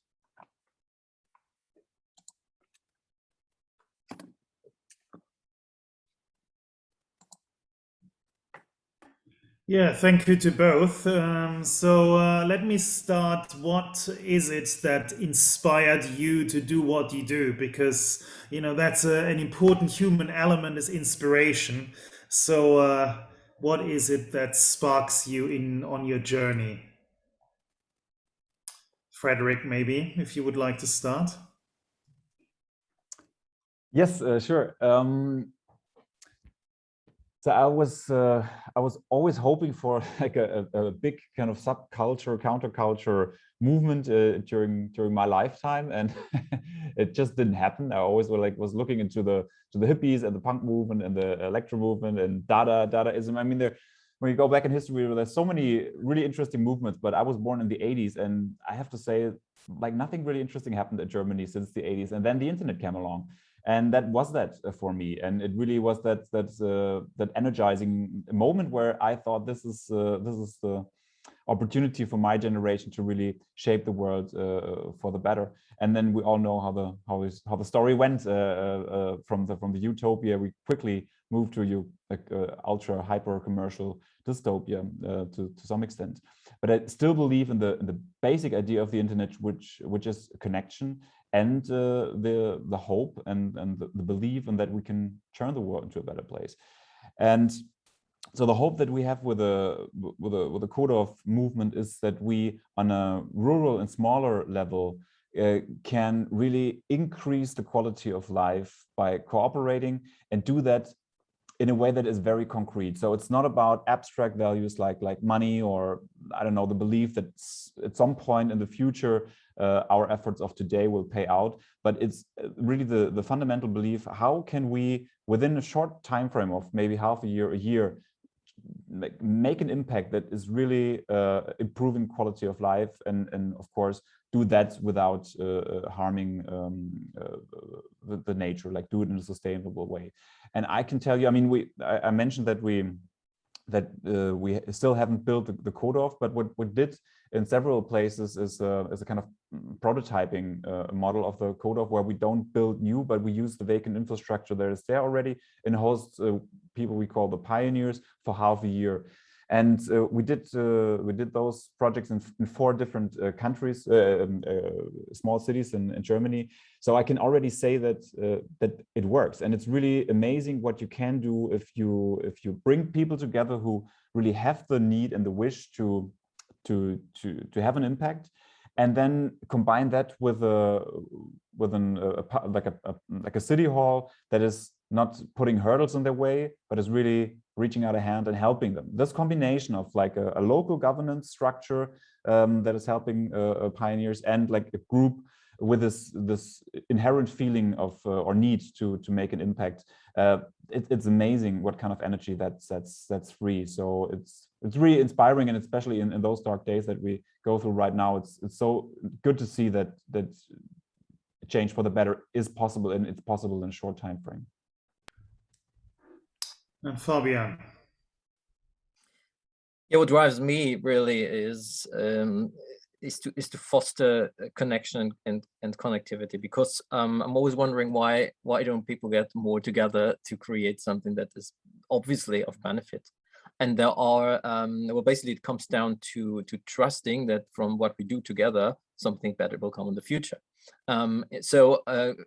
Christian just posted on the chat, it's important to focus on short term, and it's great what we can achieve on short term, and that needs to be coupled with a long-term vision and the long-term belief in creating something lasting together.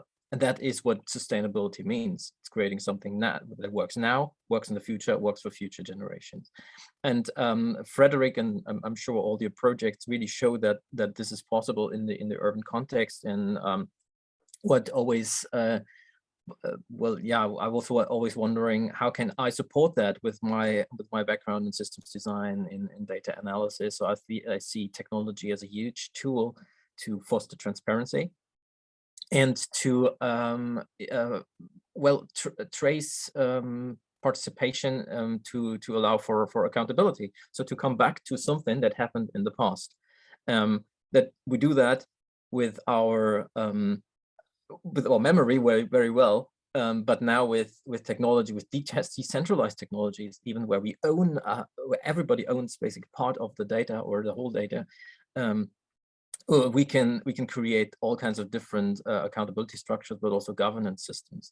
And if we take that from just crypto, from just digital and very abstract to something really concrete, and like organizing ourselves in villages, but then maybe even in multi-million cities, in metropolis, then we can achieve something where we design systems where we can set the rules, how they should grow, how they should develop for the better in the future.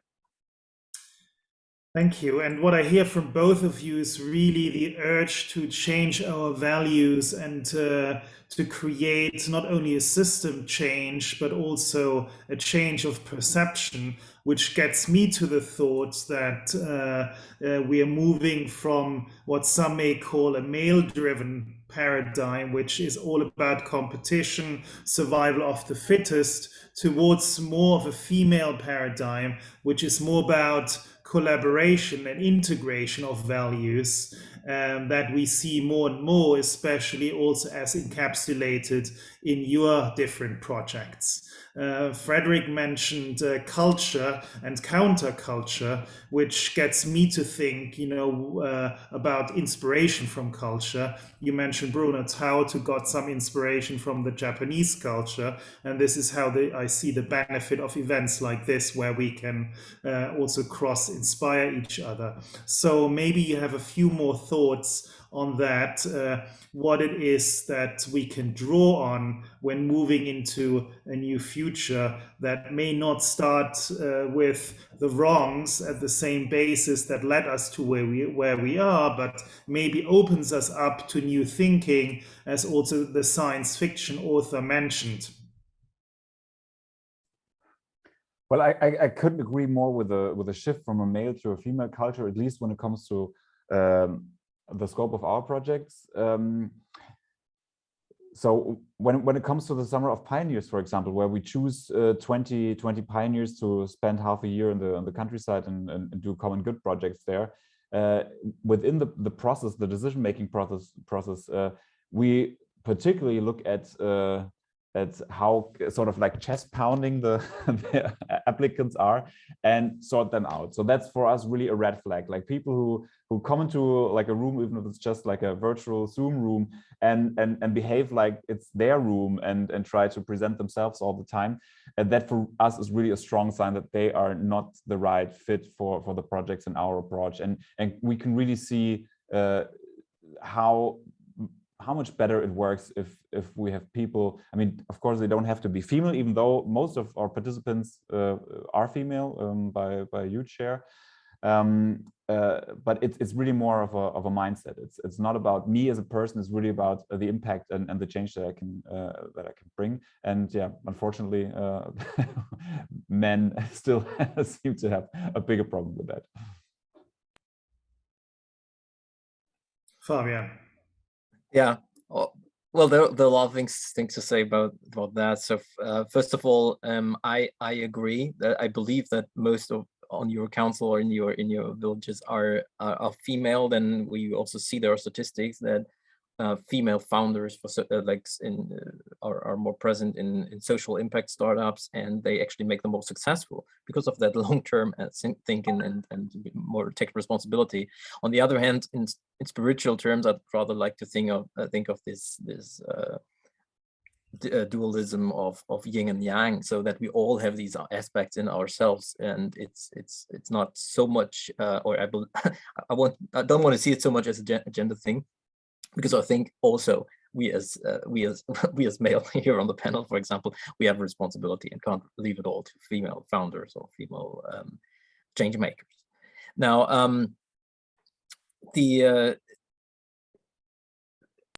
when it comes to values, and Jörg was saying, like it comes down to changing values. That's basically what it needs. And like when you look at the German Enlightenment period, there was always the question: do you change a system to change people, or do you change the people to change system? And I think it's not an either or, we need both ways. But of course, creating projects where we foster collaboration in a certain setting, then we sort of give the frame to recruit the right people, but also to give a frame for education. I think it's not one way or the other. It needs both, and that gets more complicated if we don't look at some 100 people, but if we look actually at millions and billions that we need to educate in terms of how do we create better systems. Yeah, I mean, my approach is to use tools, technology, but obviously we also need more awareness, and we need really start with educating the next generations of change makers. So Fabian, how do you think can we use, as you indicated earlier, technology as a tool to work with us rather than against us? Well, to start with, I mean, we've seen in the last 3 decades, and accelerating obviously at an exponential speed, we've seen huge changes in technology, in like what's developed, but also how it's used and what it can create. And we've seen the good and the bad of those. And as yin and yang, right? It has always 2 sides, and it's just a matter of how it's used. Now, co-creation or like collaboration, let's say it like that, cooperation is seen as at the moment on rather on communicative basis. So that's what you see from social media, and we can learn a lot from the Facebooks and LinkedIn's out there, and also what works and what doesn't work. We have to go beyond. We have to create these mutual benefits that then multiply. And for this, we have to approach it not with a perspective on the tools, but on the system. What is the system we want to create, and how do we have to create the tools to get there? So in terms of technology, what is very important is to create a system that creates more mutual benefits. Now, I'm a bit biomimic, so I will always look into nature. In nature, we have positive feedback loops to drive certain behaviors that reward not only the individual, but the community and the whole, the system. And those are reinforced. So these are the systems we have to create, and then the matter that it distributes value and not just gathers it at the tip of the pyramid. There's quite some substantial systemic or design flaws in the system as we have it now. So we actually need to create the conditions, maybe technology, but also other conditions, regulatory conditions, to change these parameters of the system. Since we only have 5 minutes left, I would like to also involve the audience. If there are any questions, feel free to unmute yourself and ask the question, or continue contributing to the chat. So governance systems is another point that came up. And do you have a couple of keywords what both of you think in terms of a change in governance systems to create more collaborative and more inspiring societies? Frederick, you want to start on the offline, maybe? Yeah, I can try. I mean, one thing that comes to my mind is that I would hope for a bigger trust in the people when it comes to grants and public subsidies. So we experience in our field that a lot of the impact that could be there is not there because it's all sucked up in the bureaucracy. I mean, Germany maybe is a special case when it comes to that, but I think it's it's a universal problem that the state authorities, they tend to just not trust people, but rather trust processes, and that creates a lot of bureaucracy and inefficiency. So I would really hope we could move into to bigger trust in the people who signed up to create social impact and don't use and dry up their energy in bureaucracy. I absolutely agree, obviously, and again, I think your villages are a great testing ground. Now, my perspective, how do we scale that? And of course, how do we create trust? And that it comes back to checks and balances, which are established in the governance political system that we have now, but can be much more decentralized. Yeah, and giving like accountability to different parts of society, and not only of the political level. And again, for that we can use technology. It's done. We see that in DAOs, so decentralized autonomous organizations, which is a great start. Has their flaws, but we're seeing a development. So we shouldn't judge these technologies or principles actually by their maybe effect and failures of the early years, but where can we go with it? And decentralizing decision making is absolutely the way to go. There's one question to Frederick. What changes in community values, if any, do you observe in your communities? I mean, one thing for sure is that there is less pressure in rural communities. So especially today, the high costs of living in a big city creates so much tension and pressure on an individual. Also, the immediate competition that you have with everyone else, because everyone is hustling and everyone tries to strive for those big careers. And what we see is, if people move to the countryside, they don't lose their ambition. They still really work hard and create change and an impact. But it feels for them much freer because they don't have that pressure. Living is cheaper, and also, like you said before, we more or less automatically move from this highly competitive environment to a more collaborative environment, because it's just needed. You can't be that competitive in a smaller community because you make a lot of enemies. And on the other hand, you have to be more collaborative because you just need the few people who are there with you. And so the feedback that we get from like an important kind of number is that over 50% of the people who embark on the Summer of Pioneers program, for example, after half a year, they decide to live there permanently. So the idea was that they can just test the kind of like rural living in a community, and then after 6 months they can come back to their flat in the big cities where they come from, so they don't have to quit their flat. But yeah, over 50% after half a year decide that this way of life is just much more sustainable, better, and healthier, like even especially like mentally healthier. So they decide to stay, and yeah, so that's definitely a change that I can observe. Maybe we can briefly comment on that. Not so much on the behavior shift, because I completely agree. What you say is there's also like a solution to go rural into smaller communities, especially when it comes to, because we talk about development of like innovation, development of urban environments, is new comes always from contradictions. It's where diverse point of views come together, and this is why actually cities are considered the innovation hubs, and there is a reason for that. So in a way, and this is maybe you can find a solution here in this conference for that, is how do we combine these two things, right? To have smaller communities that are healthier to live in, and still the diversity and the openness to integrate other views to be innovative and create together. So sorry, I have to be the timekeeper as well. So continue exchanging your thoughts in the chat, please. But I will have to wrap up this panel and thank my co-panelists for their contribution and inspiration. And I hope the dialogue on these important topics will continue in the Slack channel that Christian suggested will be created. So over back to the moderators and to Christian. Thank you.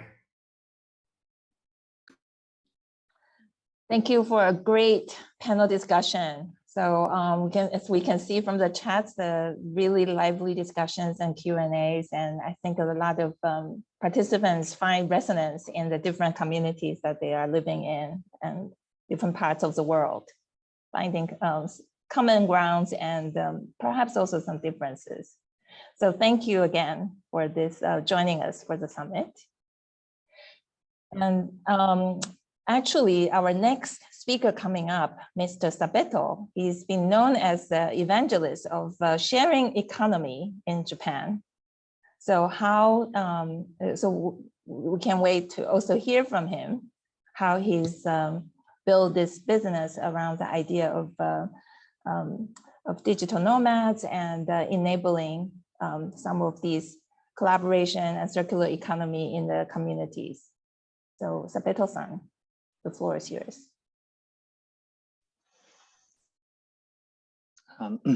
Hi, I'm Takashi Sabeto, CEO of Address Inc. Thanks for having me here today. Let me introduce my profile shortly. In 2000, I joined the IT company and worked on business development. In 2016, we established the Sharing Economy Association and became a Secretary General. I served as a committee member of the government and advised about sharing economy. After that, we founded Address Incorporated, and I became a CEO. So I'd like to introduce about the Address. I hope you will be interested in our service. Sorry, I'm going to speak in Japanese from here. ここから日本語でちょっと紹介したいんですけど、僕が日本語で話して、その後翻訳が入る感じになりますか？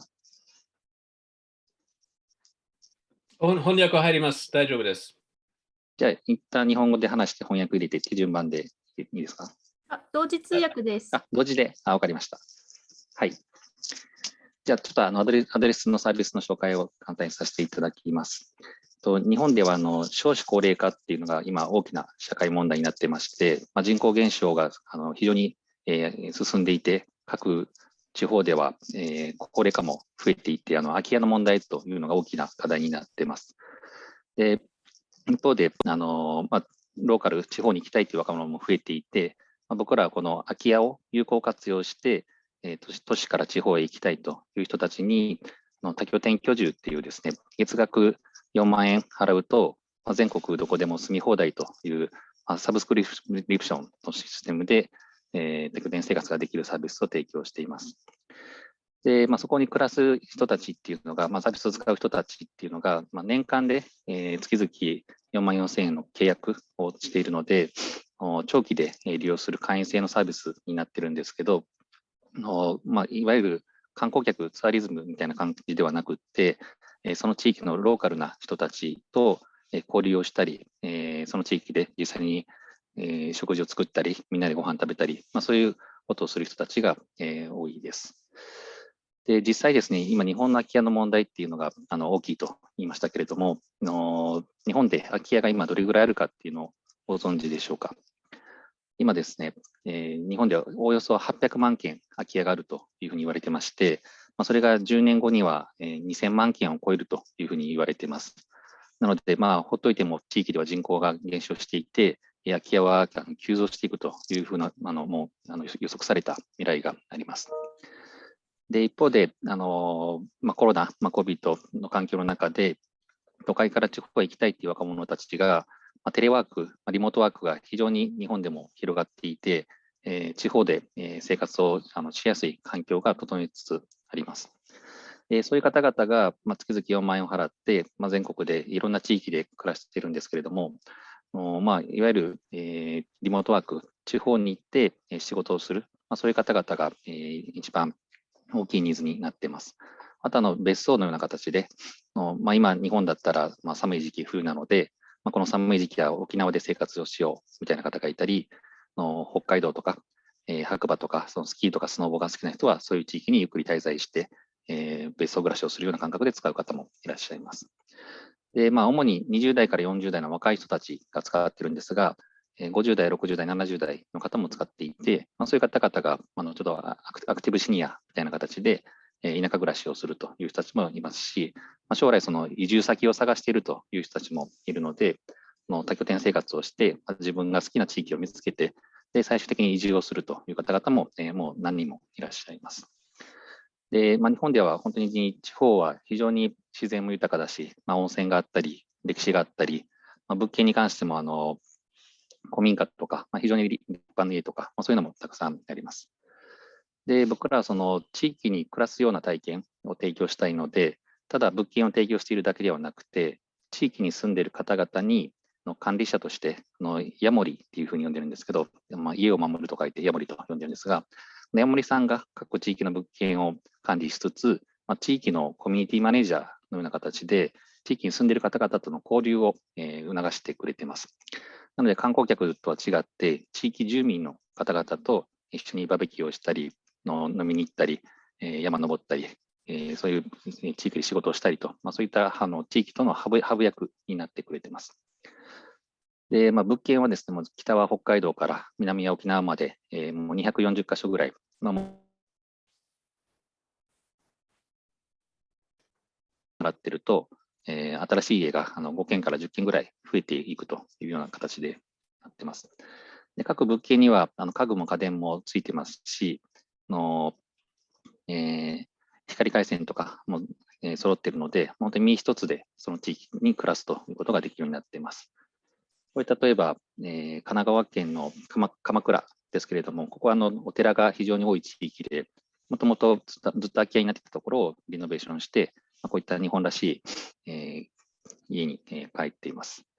でこちらは清里っていう神奈川県、ごめんなさい、山梨県になるんですけど、この清里っていうエリアはもともと昔別荘で人気だったところなんですが、空いている別荘が非常に増えていて、ここもリノベーションして、本当に自然豊かな地域で別荘暮らしができるというふうになっています。でこちらが神奈川県の、清川村というところで、こちらに関してはもともと80代ぐらいのおばあちゃんが一人で住まれていて、本当に田舎のおばあちゃんが暮らしているような古いお家になっているんですが、おばあちゃんもちょっと広い家の管理は大変だというので、その地域の自治体から紹介してもらって、僕らの方で運営をさせてもらっています。でどういった方が使っているかというと、男性が 65%、女性が 35% というような形で、年齢的にも20代、30代、40代が多いようになっています。でコロナ前まではフリーランス、ノマド的な方々が多かったんですが、コロナ以降になっては、オフィスワーカー、会社員の方々が今 40% を超えていて、普通に会社員をしながら、全国転々と移動しながら生活をするという方々が多いです。でさらにですね、僕らコミュニティを非常に大事にしてまして、各物件に関してはシェアハウスのような形で、各個室は使えるんですけど、他の部屋は他の方が使っていて、リビングキッチンは共有というスタイルになっています。でそのコミュニティを促進するために、部活動っていうのを、クラブ活動というのを始めています。会員さんが3名以上、集まると、自分でこういったクラブを作ることができるようになってまして、サウナ部とか山登り部とかキャンプ部とか日本酒部とかコーヒー部とかそういった部活が30以上も作られて、皆さん多拠点生活をしながら趣味を楽しむということもされています。僕も一ついくつか入っているんですけれども、これエクストリームワーケーションクラブという100人以上が入会する人気の部活なんですが、普通こんなところで仕事をしないだろうみたいな場所を見つけて、そこで写真を撮ってみんなでシェアするみたいなことを楽しんでいるようなクラブになっています。で、最後に僕らいろんなパートナーシップを組んでるんですけれども、地域によってはやっぱり空き家の問題、人口減少の問題が非常に大きな課題になっているので、地方自治体との協業というのが非常に増えています。空き家を紹介してもらったり、初期投資の補助金、改修費用の補助を出してもらったり、交通費の負担をしてくれたり、いろんな形でその地域に、人が来てほしいと、空き家を活用してほしいと、そういった自治体からの相談が非常に多くて一緒にやっています。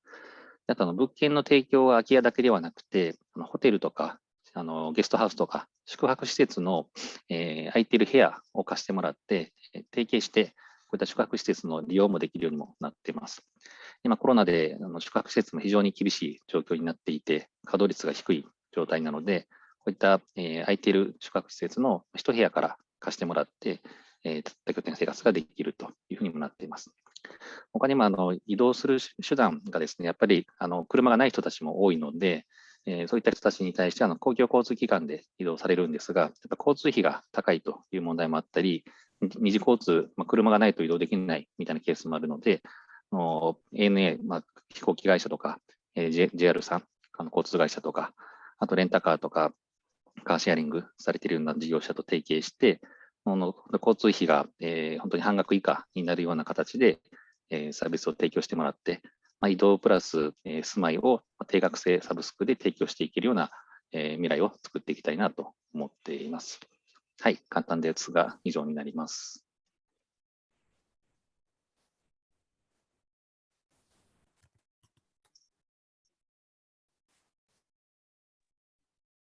Thank you, Sabeto-san. Such a great business idea, and then in implementation that helps to solve the akia, the vacant houses in the rural, and then connecting to the needs of the new digital nomads. This is wonderful. Thank you for your presentation, and as a entrepreneur, sharing with us the perspective how it's the solutions came about. So we have one, but then our last breakout session following these conversations and presentations. So I'll turn over to Hannah Willis from PDIE Group to explain what participants are about to do. Hannah, please. Hello, thank you. Our second breakout session is to do, oh, it's still loading. Yes, it's to do with, what sort of technological innovations we need to get to where we want to be with an ideal city in 2030. So we're looking for how to develop a perfect, small, sustainable, self-sufficient and resilient city with a healthy and connected community of people. And we've given you 6 keywords here to consider: a zero-emission economy, clean water, clean air, healthy soils and food, flourishing community and tourism, and vibrant community. And we'd like you to think about these keywords and identify areas of technological innovation that can help achieve these outcomes. We want to know how dying cities can become new hubs of innovation. And we've given you on your slide 3 things to think about specifically: the key innovations, the process, and the community. So shortly you're going to be put back into your groups. We're going to be doing, if I'm correct, we're going to be doing different groups than before to give everybody the opportunity to network.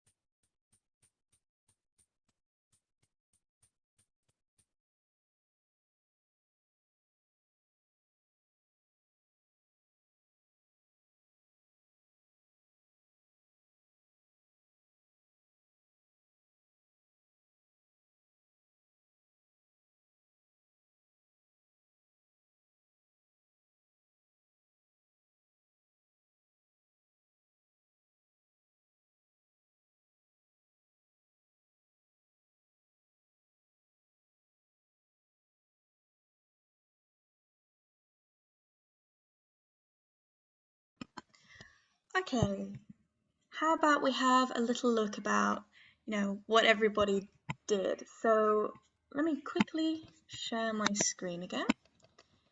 And is there a group that would like to talk about, what they've been considering? A volunteer group, perhaps? Oh, haha. Okay, I will pick. I think group 2 have written the most stuff. So who in group 2 would like to talk about, what they've been thinking about? Who is Anonymous Chameleon, perhaps? Okay.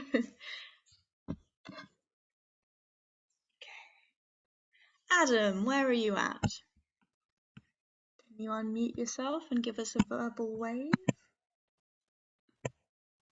Where are you?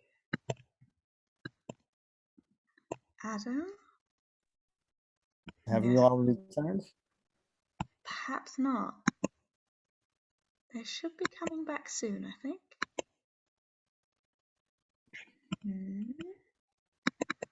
Is Adam Fulford with us? No. Perhaps it's just stepped out. Okay. Who had team 2? Which one of our group had team 2? I had group 2. Fantastic. Yep. And Inge, would you like to give a short summary of what we discussed?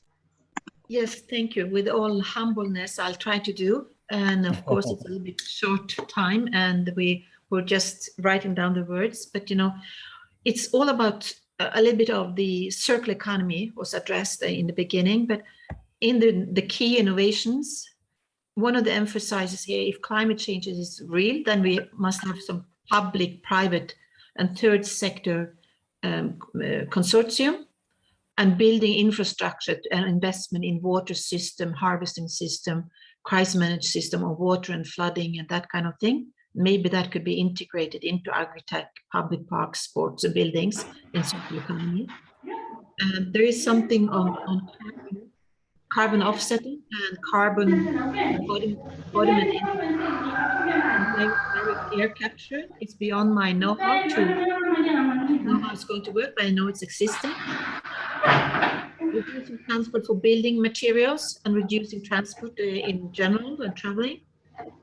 Reducing, of course, food and animal and that restructure of diets. Smarter. Process, agriculture, protein, how do we have transformational processes to bring forward scenario thinking by backcasting and use the story of storytelling and fiction and deep respect and love for nature in the process, and to deep learning and system innovation as a process. The community aspects, to the necessity to attract people. We had a reference to the DAO, the decentralized organizations, and the high quality of working as a digital nomad. How can we make that decentralized work being both offline in a highly quality in a thriving local community, and then be online working to a decentralized organization. So it's a mind shift of community thinking together and also have to collaborative thriving community. And yeah, please support me, the group 2. Thank you. Anybody else from group 2 who'd like to add anything? Anybody from group 2? I think we're good. Okay. How about, who's this? Group 4. Who is group 4? For 2 minutes. That's me, group 4. I believe that's us. So yeah, we focused a lot on, in terms of the innovation, I think it came down to, is this us? This is us. Yeah. It came down to things such as, you know, access, mobility that doesn't impact your actual environment itself, clean innovations, as well as your physical spaces being designed and built to focus on engagement. You know, a lot of things that Sabeto-san was saying, you know, that sharing economy and the community engagement are all very, very important. When we talk about the process, we think it's also very, very contextually based. We kind of identify that systems that might work in Japan because of how we interact with our community here in Japan might not work elsewhere, because there may be a higher level of respect or prioritization on the community itself. So identifying what environment you're in, defining the key elements in a master plan, planning, and then we kind of went back to this seeding the garden idea, where create this environment that allows these things to flourish, and then planting the seeds, setting the rules and principles, and allowing things to happen organically. We looked at Fukuoka's kind of startup community that's kind of blossomed out there as a really good example of seeding the environment where the government created the support they needed, and organically things have kind of grown from that. So in terms of community, focusing on natural attractions, the outdoors, getting collaborations with those natural parks and ecotourism, finding ways to involve the local population without exploiting them. So if we, for example, we mentioned like Kyoto as a negative example with over tourism and the negative impacts when you actually exploit a local demographic and area. The quality of education to attract the talent and retain it, social scene, again, engagement with their community, proper incentive from the government to support things like the arts, culture, enrichment, and then of course, jobs going back to our idea of access, where if you can create those high quality jobs and businesses in these areas, then why wouldn't people want to live there?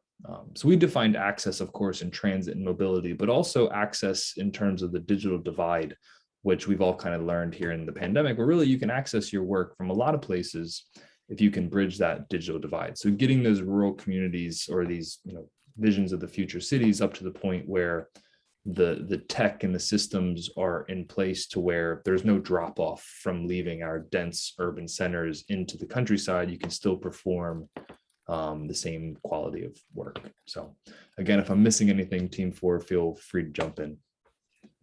Fantastic. Thank you very much for that lovely summary. Okay, we have 3 minutes left. Over to Christian now, I think, who will be wrapping us up.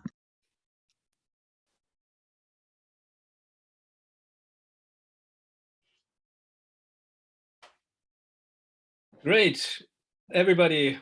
That was day number 1, and I must say I'm very positively surprised, because when you're planning something, like we heard from the science fiction author in the beginning, we can only imagine how it will actually turn out in reality. And we did start the planning already quite early because we wanted to have an in-person real event. And we did it now completely online. And it doesn't offer the same kind of serendipities like if you would do it in person. But I think that people could connect. People had very interesting breakout sessions. At least my breakout sessions were really very fruitful, and we had lively discussions about how to create these future cities. And yeah, all overall, I must say that if these kind of communities and ecosystems, if we can really nurture and build on this, and then we can also continue working in these different groups, then it will not be a far step to realize what we are dreaming about. And that's a little bit about today. I want to thank the team of OIST. I want to thank our team from PDIE Group, all the speakers, and I want to tune you in for the second day. Tomorrow it's from 9:30 Japan time, so it might be a little bit difficult for people from Europe to join if you not want to wake up in the middle of the night. But it will be an extremely interesting day. We start with food systems and agriculture. We have Sarah Reversi, the founder of the Future Food Institute, speaking about regenerative food systems and agriculture. And as one example, we have the Brazilian company called Preta Terra. They will talk about the example of a circular bioeconomy and agroforestry, which will help to build on biodiversity aspects and will actually increase the yield per acreage without using chemicals. Then we have the investor perspective. We have Stefan Nicolo from Full Cycle.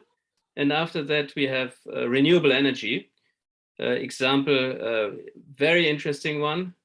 which builds on the transition. And in these really troubled times, now when everybody speaks about, oh, we have to go back to coal, we have to go back to oil and gas because we are missing the Russian supply, that's not the solution. We need to go forward and really accelerate these systems. And from the investor perspective and the renewable energy perspective, this will be highlighting how this kind of transition can happen.